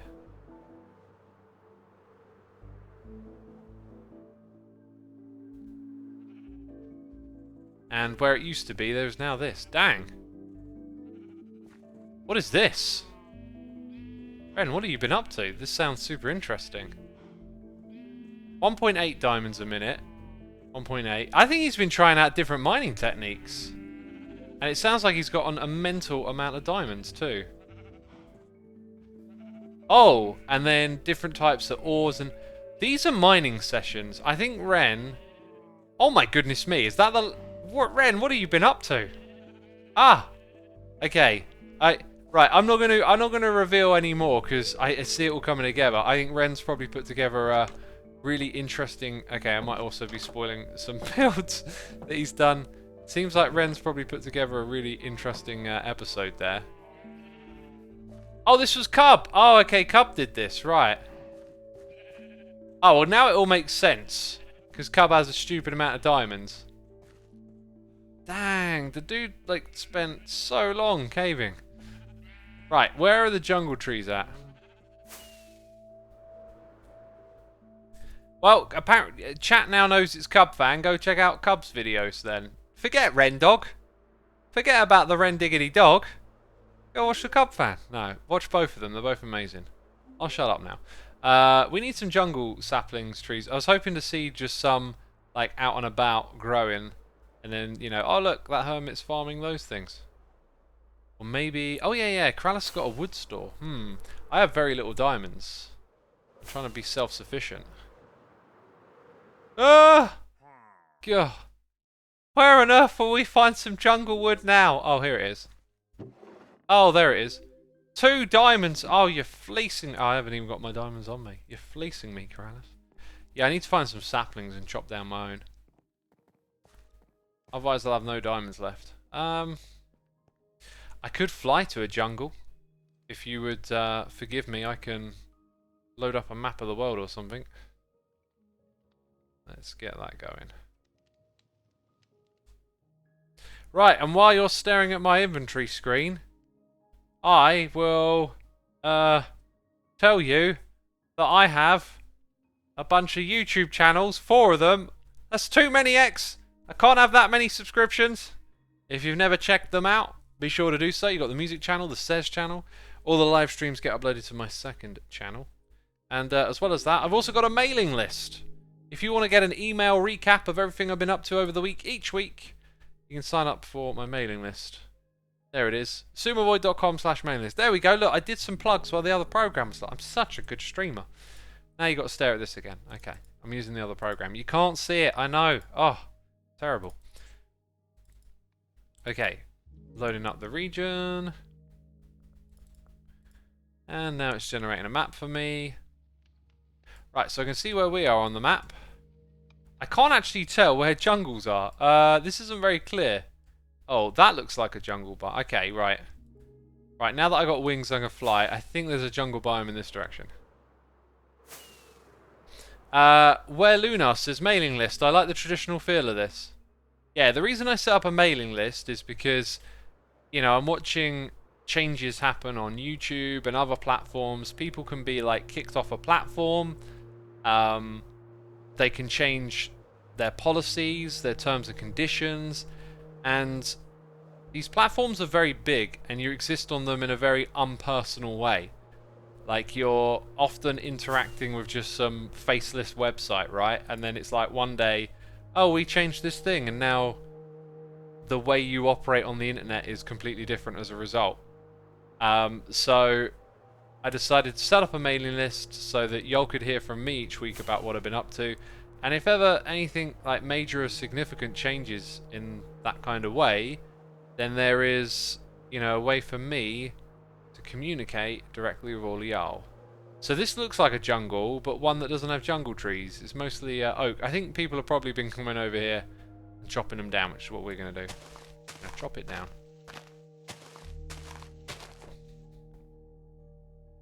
I'm signed up for the mailing list, and it's actually been fairly helpful with how bad YouTube is at showing you the stuff, says Skeevy1. Skeevy1! Listen to Skeevy1. Sign up for the mailing list. I mean, geez, all you got to do is give us your email. You can unsubscribe if you don't like it. Ain't got a problem with that. Just maybe give it a try. You get a weekly recap. You might find out there was some record I wrote about that you're interested in, or you missed a live stream. You can catch that on the 2nd channel. Yada, yada, yada. Already signed, says Vixkey. Oh, thank you for signing up. That's awesome. Be a team player and replant some of those jungle saplings. If I get enough. I don't know. This is nowhere near anyone's base, as far as I know, so I don't think it's the end of the world if it ends up a bit ruinous over here. Please say bottle of water. I said bottle of water. Are you happy?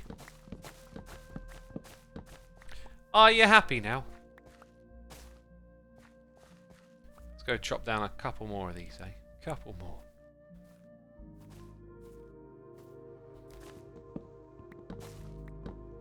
Planning ahead and preparing for worst case scenario. Very smart, says JDM Europe. I guess it is like that.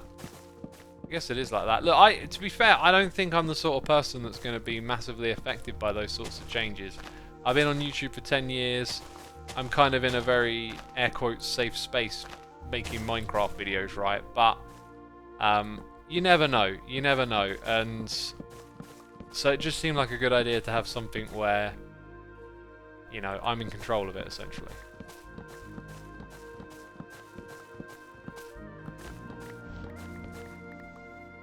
Right, I can hear all the crunching of the vines as they break when they fall off the leaves. It's so loud. Right, we've got another tree over here. Let's go for it. What keeps you going, X? Says Blonde Beasts of Prey. What are we talking about? Minecraft or life? What keeps me going in life is like looking forward to whatever's next. It's like you're always making future memories.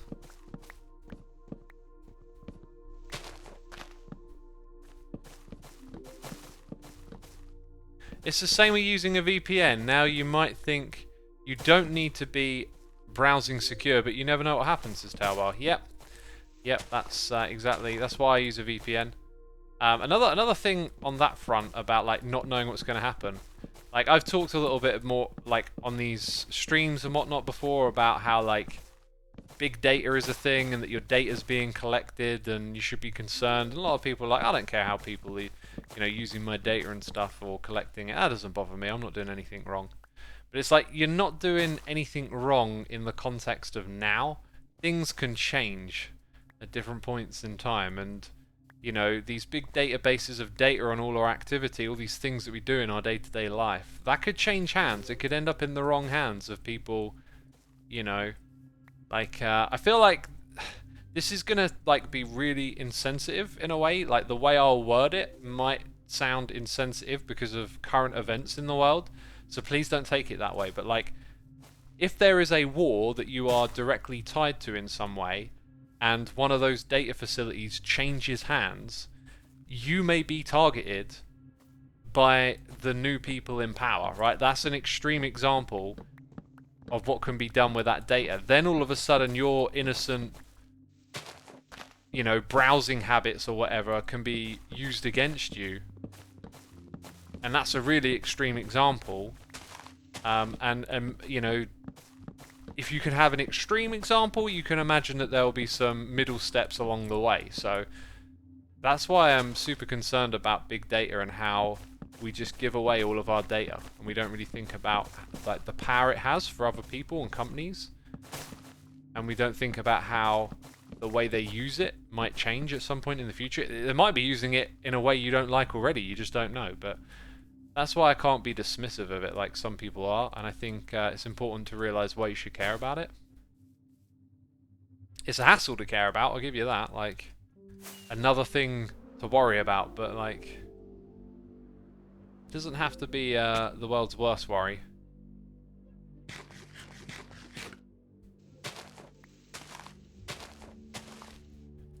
It's much more subtle than that, though. Companies are using people's data to manipulate their behaviour, says Alpine Giant. Yeah, there's... I mean, I think you need to be a bit more nuanced of how you word stuff like that. Like, because it sounds like, oh, I'm twisting your arm, and you don't realise it. Like, these data sets that we are creating are being used in various ways, sometimes to advertise things for us, but there can be, like, feedback loops because of that, and behavioural changes and whatnot, and... What was one that I heard about the other day? Because I'm always listening to books and stuff on this kind of thing, right? I heard this one the other day that really like stuck with me. I was like, wow. So apparently insurance companies are very interested in how you browse the web, right? What kind of browser are you? So insurance premiums, right? And oh, God, you're so excited now. You're so excited. He's talking about insurance premiums. Oh, God, I've never been so entertained in my life. This is what you really tuned in for.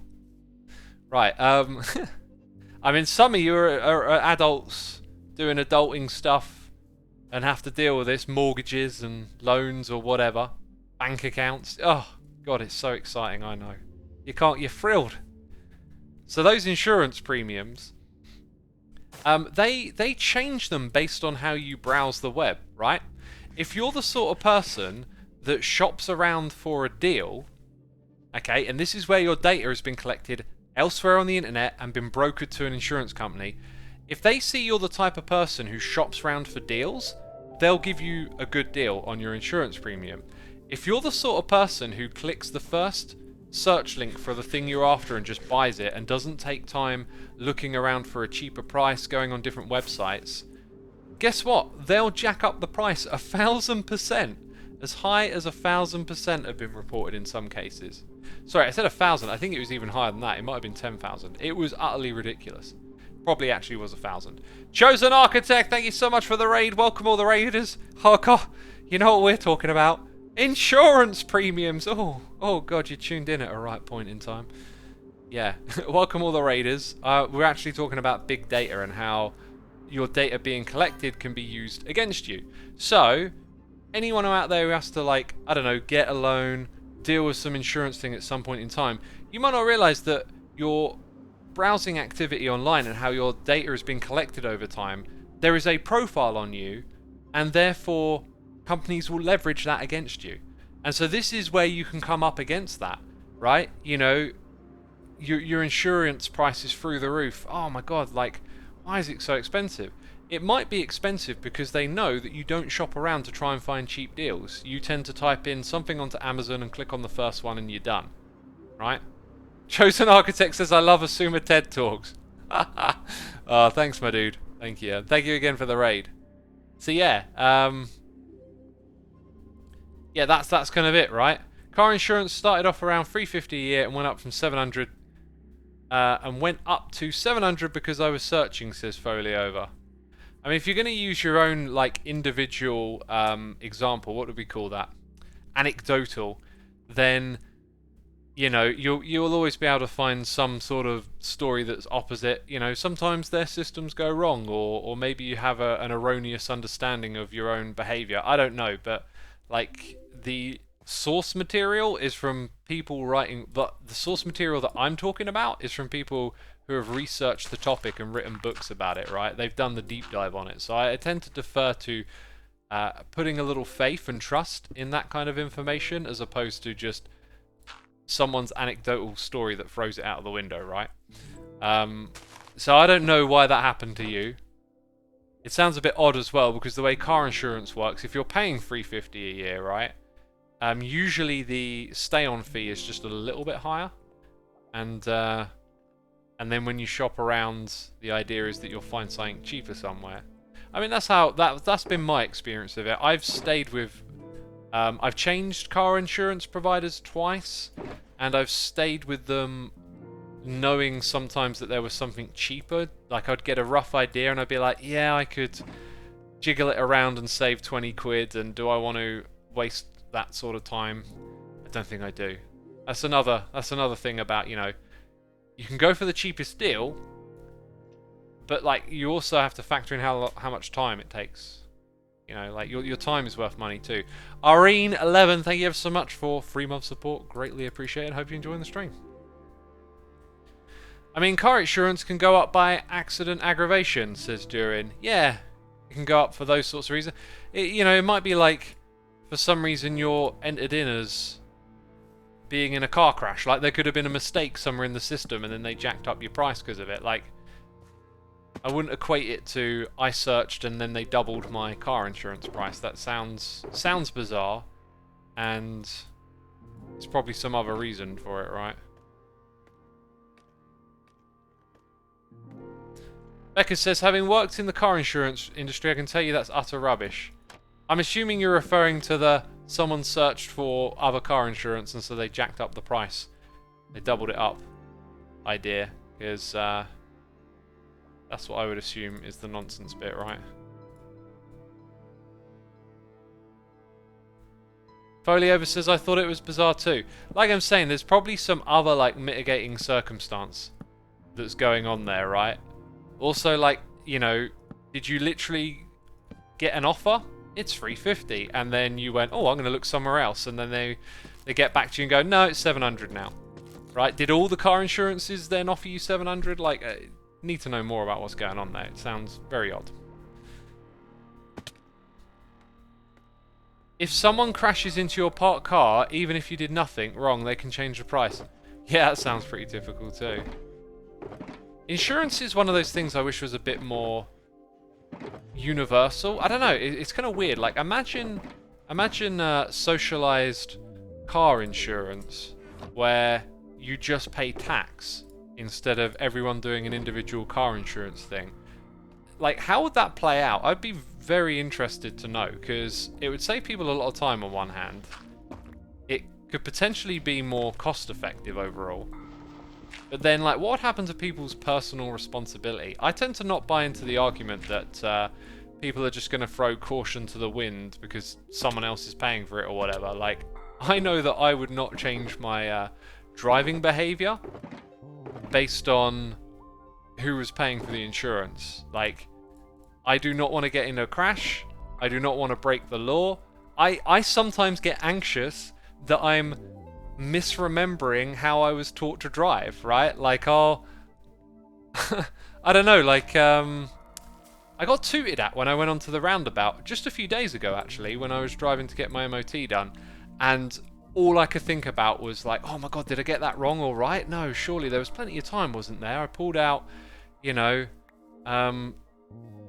did I pull out too early? Like, I don't even want to, I don't want to cause a hassle for anyone else. I don't want to speed. I don't want to do anything wrong when I drive. I want to get it right 100% of the time. So that's just me though, right? Maybe some people are like, if I didn't have to pay for it, I'd go ham. And, you know, drive obnoxiously and crash into people. I think the majority of people are decent, well-intentioned, well-behaved, so, yeah.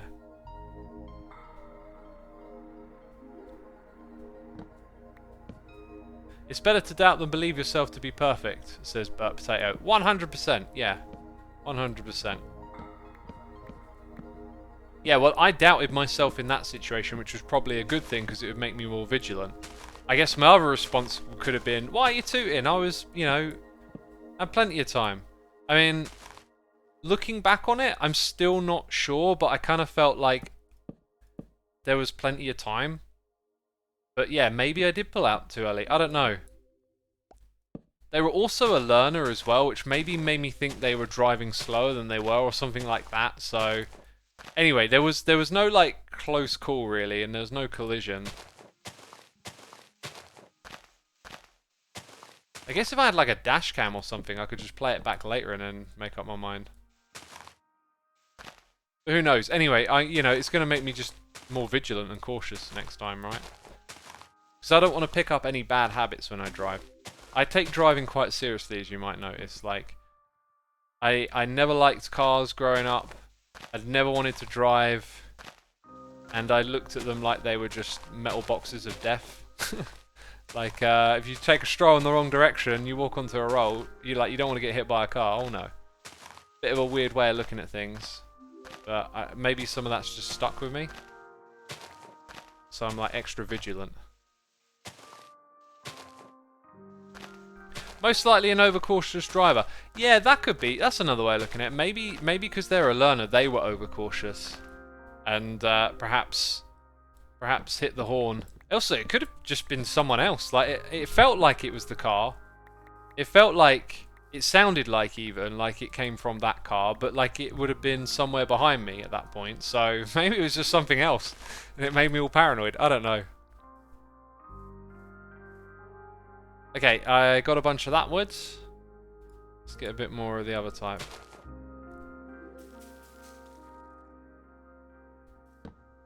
Statistically, driving is the most dangerous thing we do every day, so I think the caution is warranted.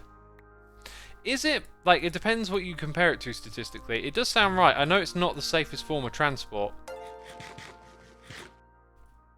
You made me wonder now. Like, I heard this quote, like, what's the deadliest object ever created? And the answer was a cigarette. And I thought, well, the rules of deadliest object is interesting here. It's like when you say a frog has a poison that can kill 1 million people. But it's like, well, but you have to, like, distribute that. So it can't, like, it's not like 1 million people line up and it licks them all. Like, you could take the venom and then, yeah, separate it and actually give it to 1 million people and they all die. I get that. So, like, with the cigarette, it's like, if everyone smoked 1 cigarette, that probably isn't going to be the cause of death for all those people. But doing it over time, it's killed loads of people. And the amount of people that smoking has been blamed for killing, yeah, it probably is, like, one of the deadliest objects. But, like, it's so hard to measure all these things sort of equally, right? Speak for yourself, X. That sounds like something I'd do in my free time. What are we talking about? You distribute poison in your free time? I do not understand. Christopher Pye, thank you so much for the Prime. Greatly appreciated. Hope you're enjoying the stream. If you go back far enough, you can blame the wheel for being the most dangerous, says Guile. Yeah?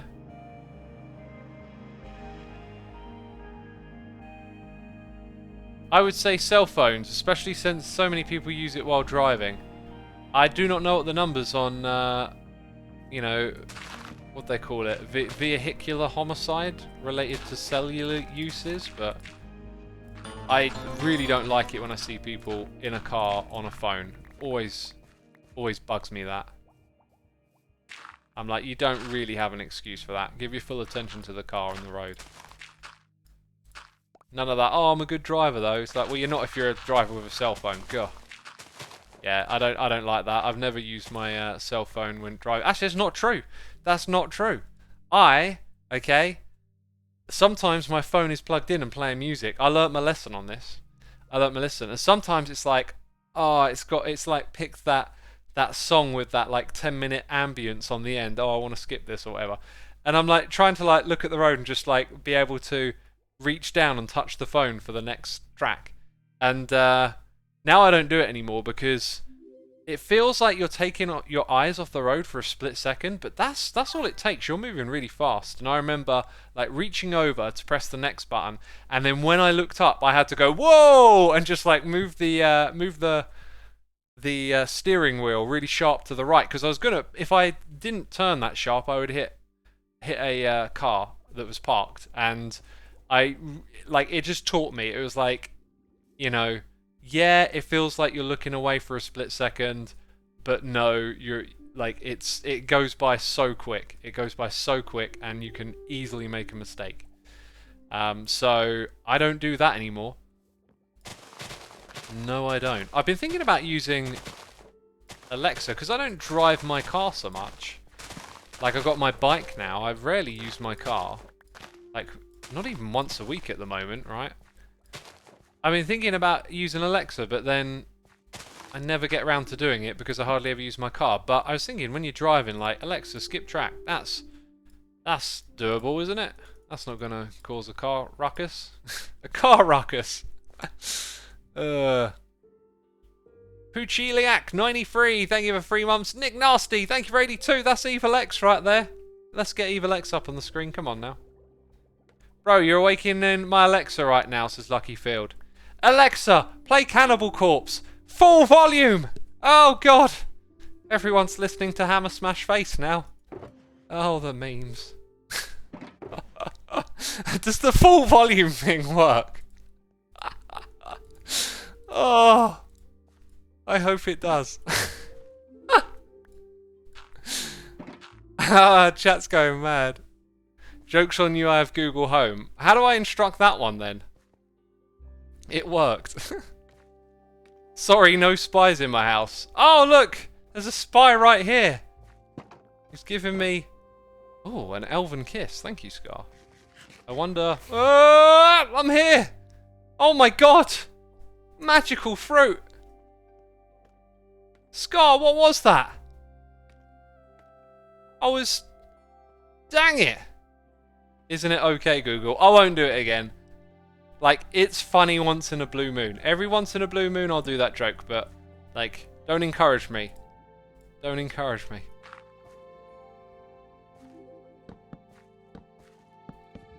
Yeah, I feel like I'll put in a lot of like planks for now, but really we want to get in some of those like honeycomb texture blocks. Actually, I think I've got a few of those lying around. Have I got a few lying around? Ah, they'll be full, those beehives, I believe. I believe. Isn't there also honeycomb somewhere here too? There is. And it's just planks and honeycomb if I recall correctly, so... Make it a beehives! I think I need more than that for it to work. Yeah, there it is. That's 2 more? Yeah, 2 more. Cool. Stu, 2K, here for 7 months! Sorry, my Alexa didn't register your command. It doesn't listen to us, so I can't see you having more joy. Fair enough. Thank you for the support, my dude. Yeah, the Alexa stuff, I think a lot of people don't realise that it stores every single time it's activated. It stores that recording on the Amazon servers. I remember seeing this little like viral tweet about it where someone was like, "Hey, I thought I didn't care about this, but I went and looked, and then was like creeped out by it." Basically, they looked and they were like, "Oh, I don't think I like this." Alexa knowing all this stuff.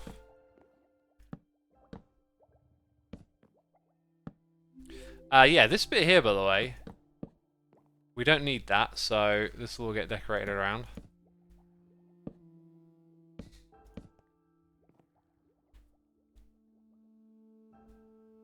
Having an Alexa in your home is insane to me. Why would you, says Alpha Legionnaire?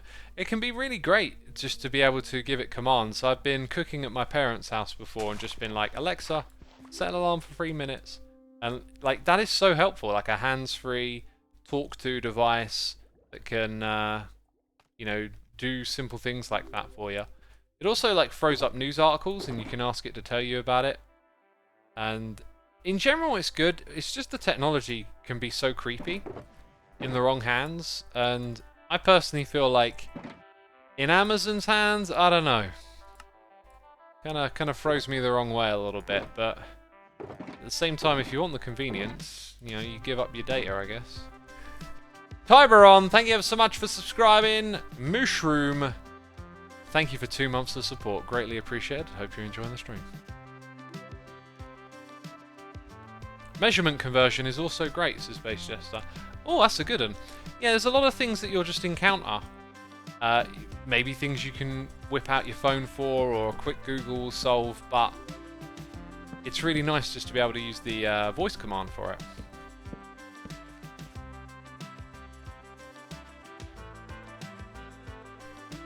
You can connect your Alexa to smart lights, heating, Autobots, which can flick switches for you. Smart faucets, ovens, air fryers, washing machines, etc. Yeah, it's sort of like the beginning of the autonomous home, isn't it?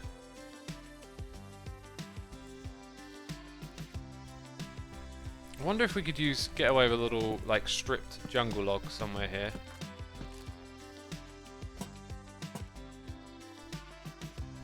I think I kind of liked it being a bit darker. Let's take those away. I think I know exactly what to do with these lights. Oh, is it daytime affecting this? It does affect it a little bit. I was gonna have them hang down by chains over here. Anyway, that roof. We went and got a load of stripped wood for the roof. I will put some in and then take a step back. It can be very easy in this game, I've noticed, to be very hesitant to start. Whereas sometimes, like, just getting going is really important because then you start to visualize a bit. I have an Amazon microwave that interfaces with Alexa. Wow. Yeah, for me it's all like, I don't do it yet. It's a little on the creepy side because of it being with Amazon, and Amazon is sort of like a, I don't know. I feel like there needs to be like more law and legislation around how this sort of data is handled and what can be done with it first. Because again, maybe Amazon doesn't do anything bad with it, but what happens when they sell that data to someone else, right? So that's the kind of way I look at these things.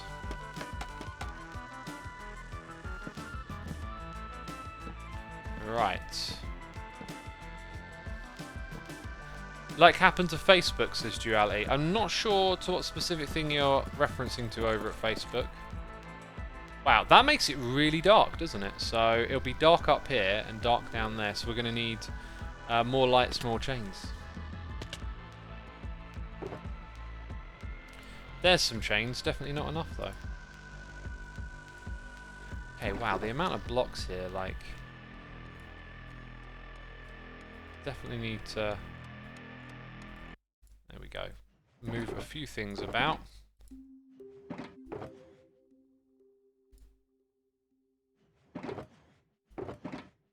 Those can go back in. Right, so now we need some iron.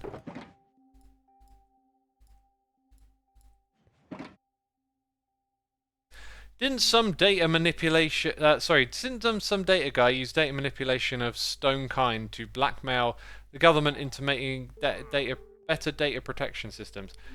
That does not ring a bell to me, so I don't know what that story is. But I can hear some patrollers making noises.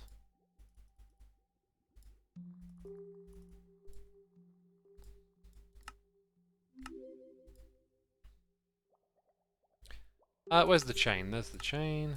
There we go.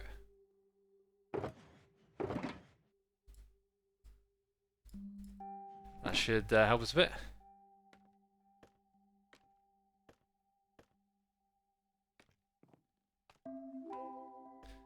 Okay, so we kind of want...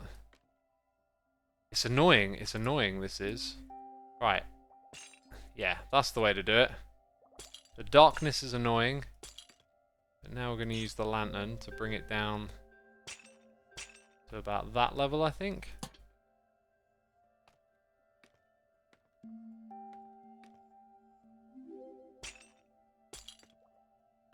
Not sure if I'm really digging that jungle wood, but maybe the shape is good. I don't know.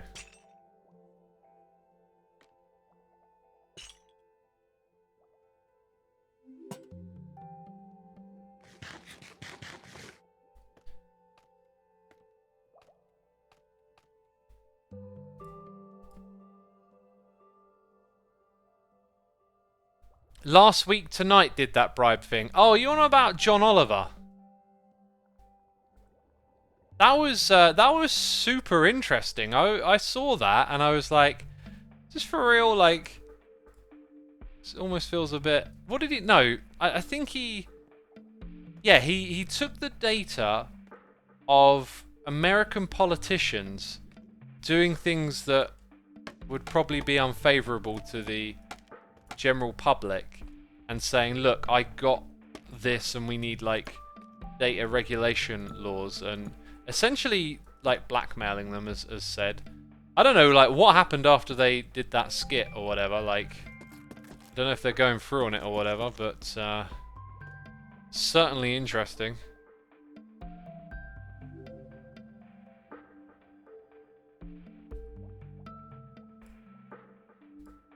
Right, I don't have my, sandstone on me again. God, I'm just shuffling so many things all the time. Dark Commands, thank you ever so much for 36 months. Greatly appreciated, my dude. Hope you're entertained, enjoying the stream and all that.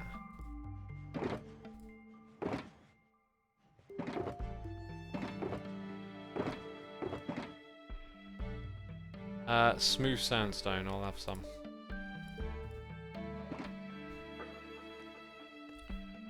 Yeah, is there an update on that story? That was like at least a week or two ago, right? I'd like to know.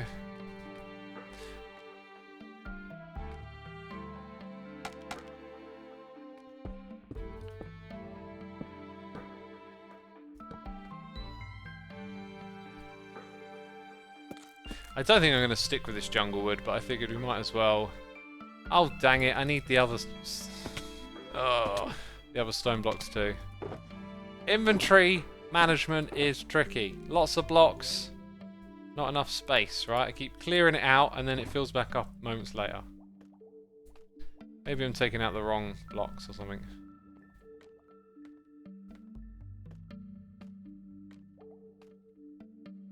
Anyway, I'm looking at chat. No updates since they're on hiatus until next week. Oh, right, the politicians, is that? Huh. Yeah, I guess, I don't know, like, I don't really pay too close attention to this stuff. I'm sure they have breaks over here in the UK too, but I know there's, like, sometimes in America they can't agree on a budget and then everything comes to a standstill, which seems kind of crazy, but it's a thing that happens. I might have made a mistake here. So, the corridor there, like, widens. Because maybe the shape of this should be different up here. Because I don't really like this oblong sort of look, so we do that. Get all of that going, and then this goes down by one.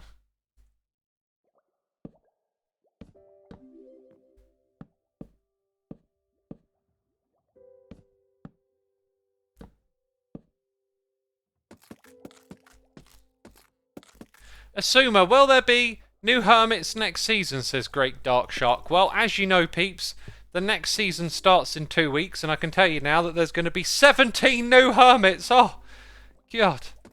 God. 17. Jeez, we've never added so little before. I know, crazy, right? We decided to change of pace. Okay. Hashtag confirmed. Season 10 confirmed. 17 new hermits confirmed. Confirmed. Let me confirm that confirmation. How am I going to place it like that? Like this. That's what I want to do.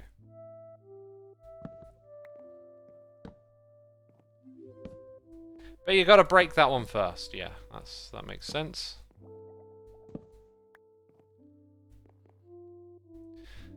Ah, and then there isn't a pillar for this one, so I guess for now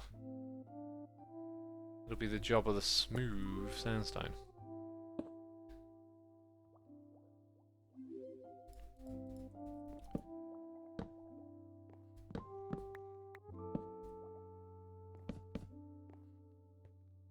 Oh, almost fell down.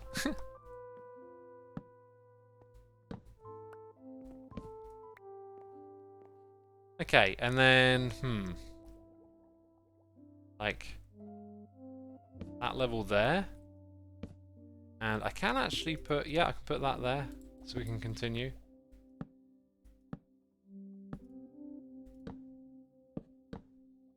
Gotcha.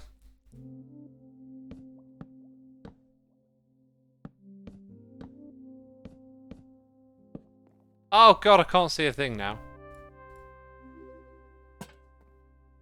Right, and that's going to be like our first pass, I guess. Just, what does it look like with these blocks here? Because I ain't got a clue what I'm doing. All of this has got to get out of the way. And then we've got to pick up all those other blocks. Very good. Very good in the hood. Sort of not terrible. Actually, maybe pretty passable. I don't know. I feel like there might not be much better than that I can do, right? Like, oh, did I make a mistake? No, I didn't. I just need to put pillars in there. Well, let's take care of that next. So we need that one. We need this one. Let's fill in the ground here. What are we on about? 2. We've got 2 things. This is one of them.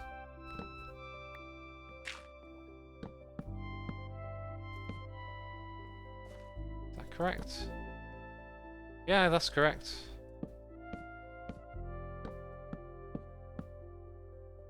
Right, and then somewhere here it's going to get messy. Messy like Lionel? What? Okay.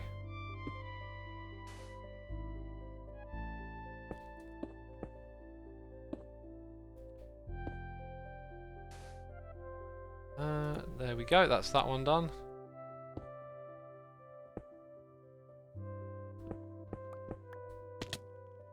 Give it a little strip.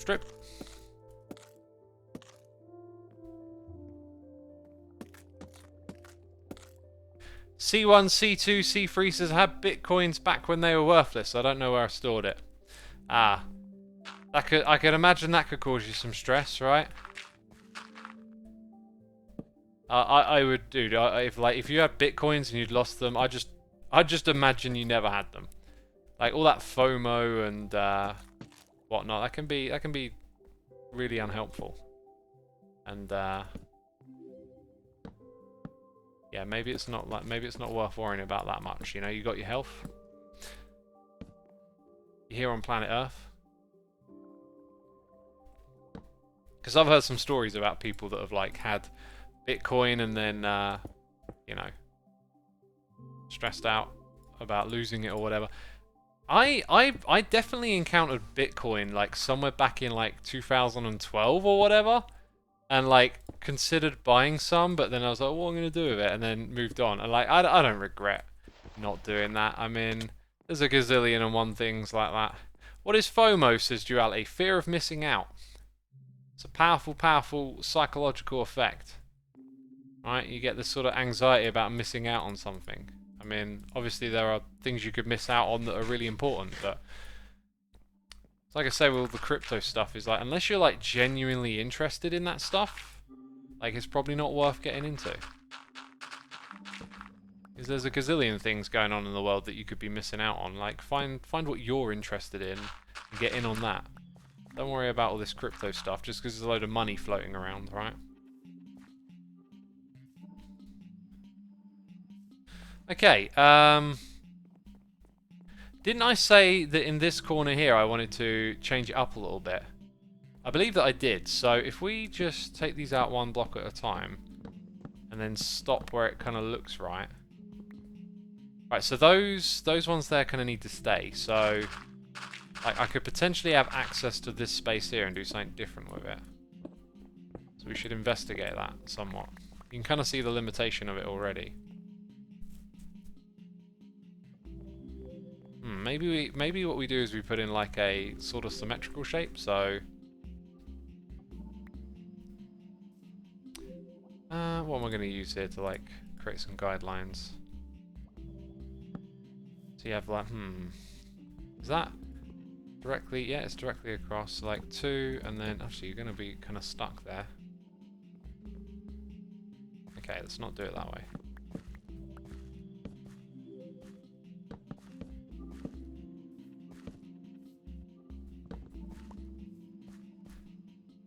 Wait, this is making no sense to me. Oh, it's because it actually goes back. If it's to be mirrored, yep. No, it would go there, and then it would be 1, 2, 3 here.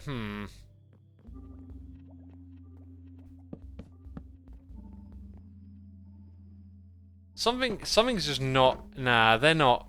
It's not right to do it like that. Okay, that's not the way. Need more of a vision. Dang, I want to get better interiors. We saw what Pearl was doing earlier, and I can't envision anything. Like, maybe it's a sign of like needing a break or something, but I just can't quite see what's next in this room. But yeah, there is space to do something, and I'm probably going to reserve this project for a live stream. So, in our next one, we'll probably continue on with this. Yeah, but for now, my friends, I believe we've reached the end of my live stream today. I want to say a massive thank you to everyone who subscribed, resubscribed, donated, and cheered. Appreciate your support. Thank you to all the patrons. Thank you to the raiders. Thank you to my mods. And thank you to all the peeps gifting subs. Oh, there's a Twitch Rivals on. Dang, I usually partake in those. I can't remember why I said I wasn't doing it today. And on a Tuesday, that's much better for me. Let's go raid Hypno, who's actually on Hermitcraft right now. That makes total sense. So let me set that up for you. Before you head out of here, be sure to hit that follow button, then hit that raid button. There it is. It's there for you. Take care, everyone. Bye-bye.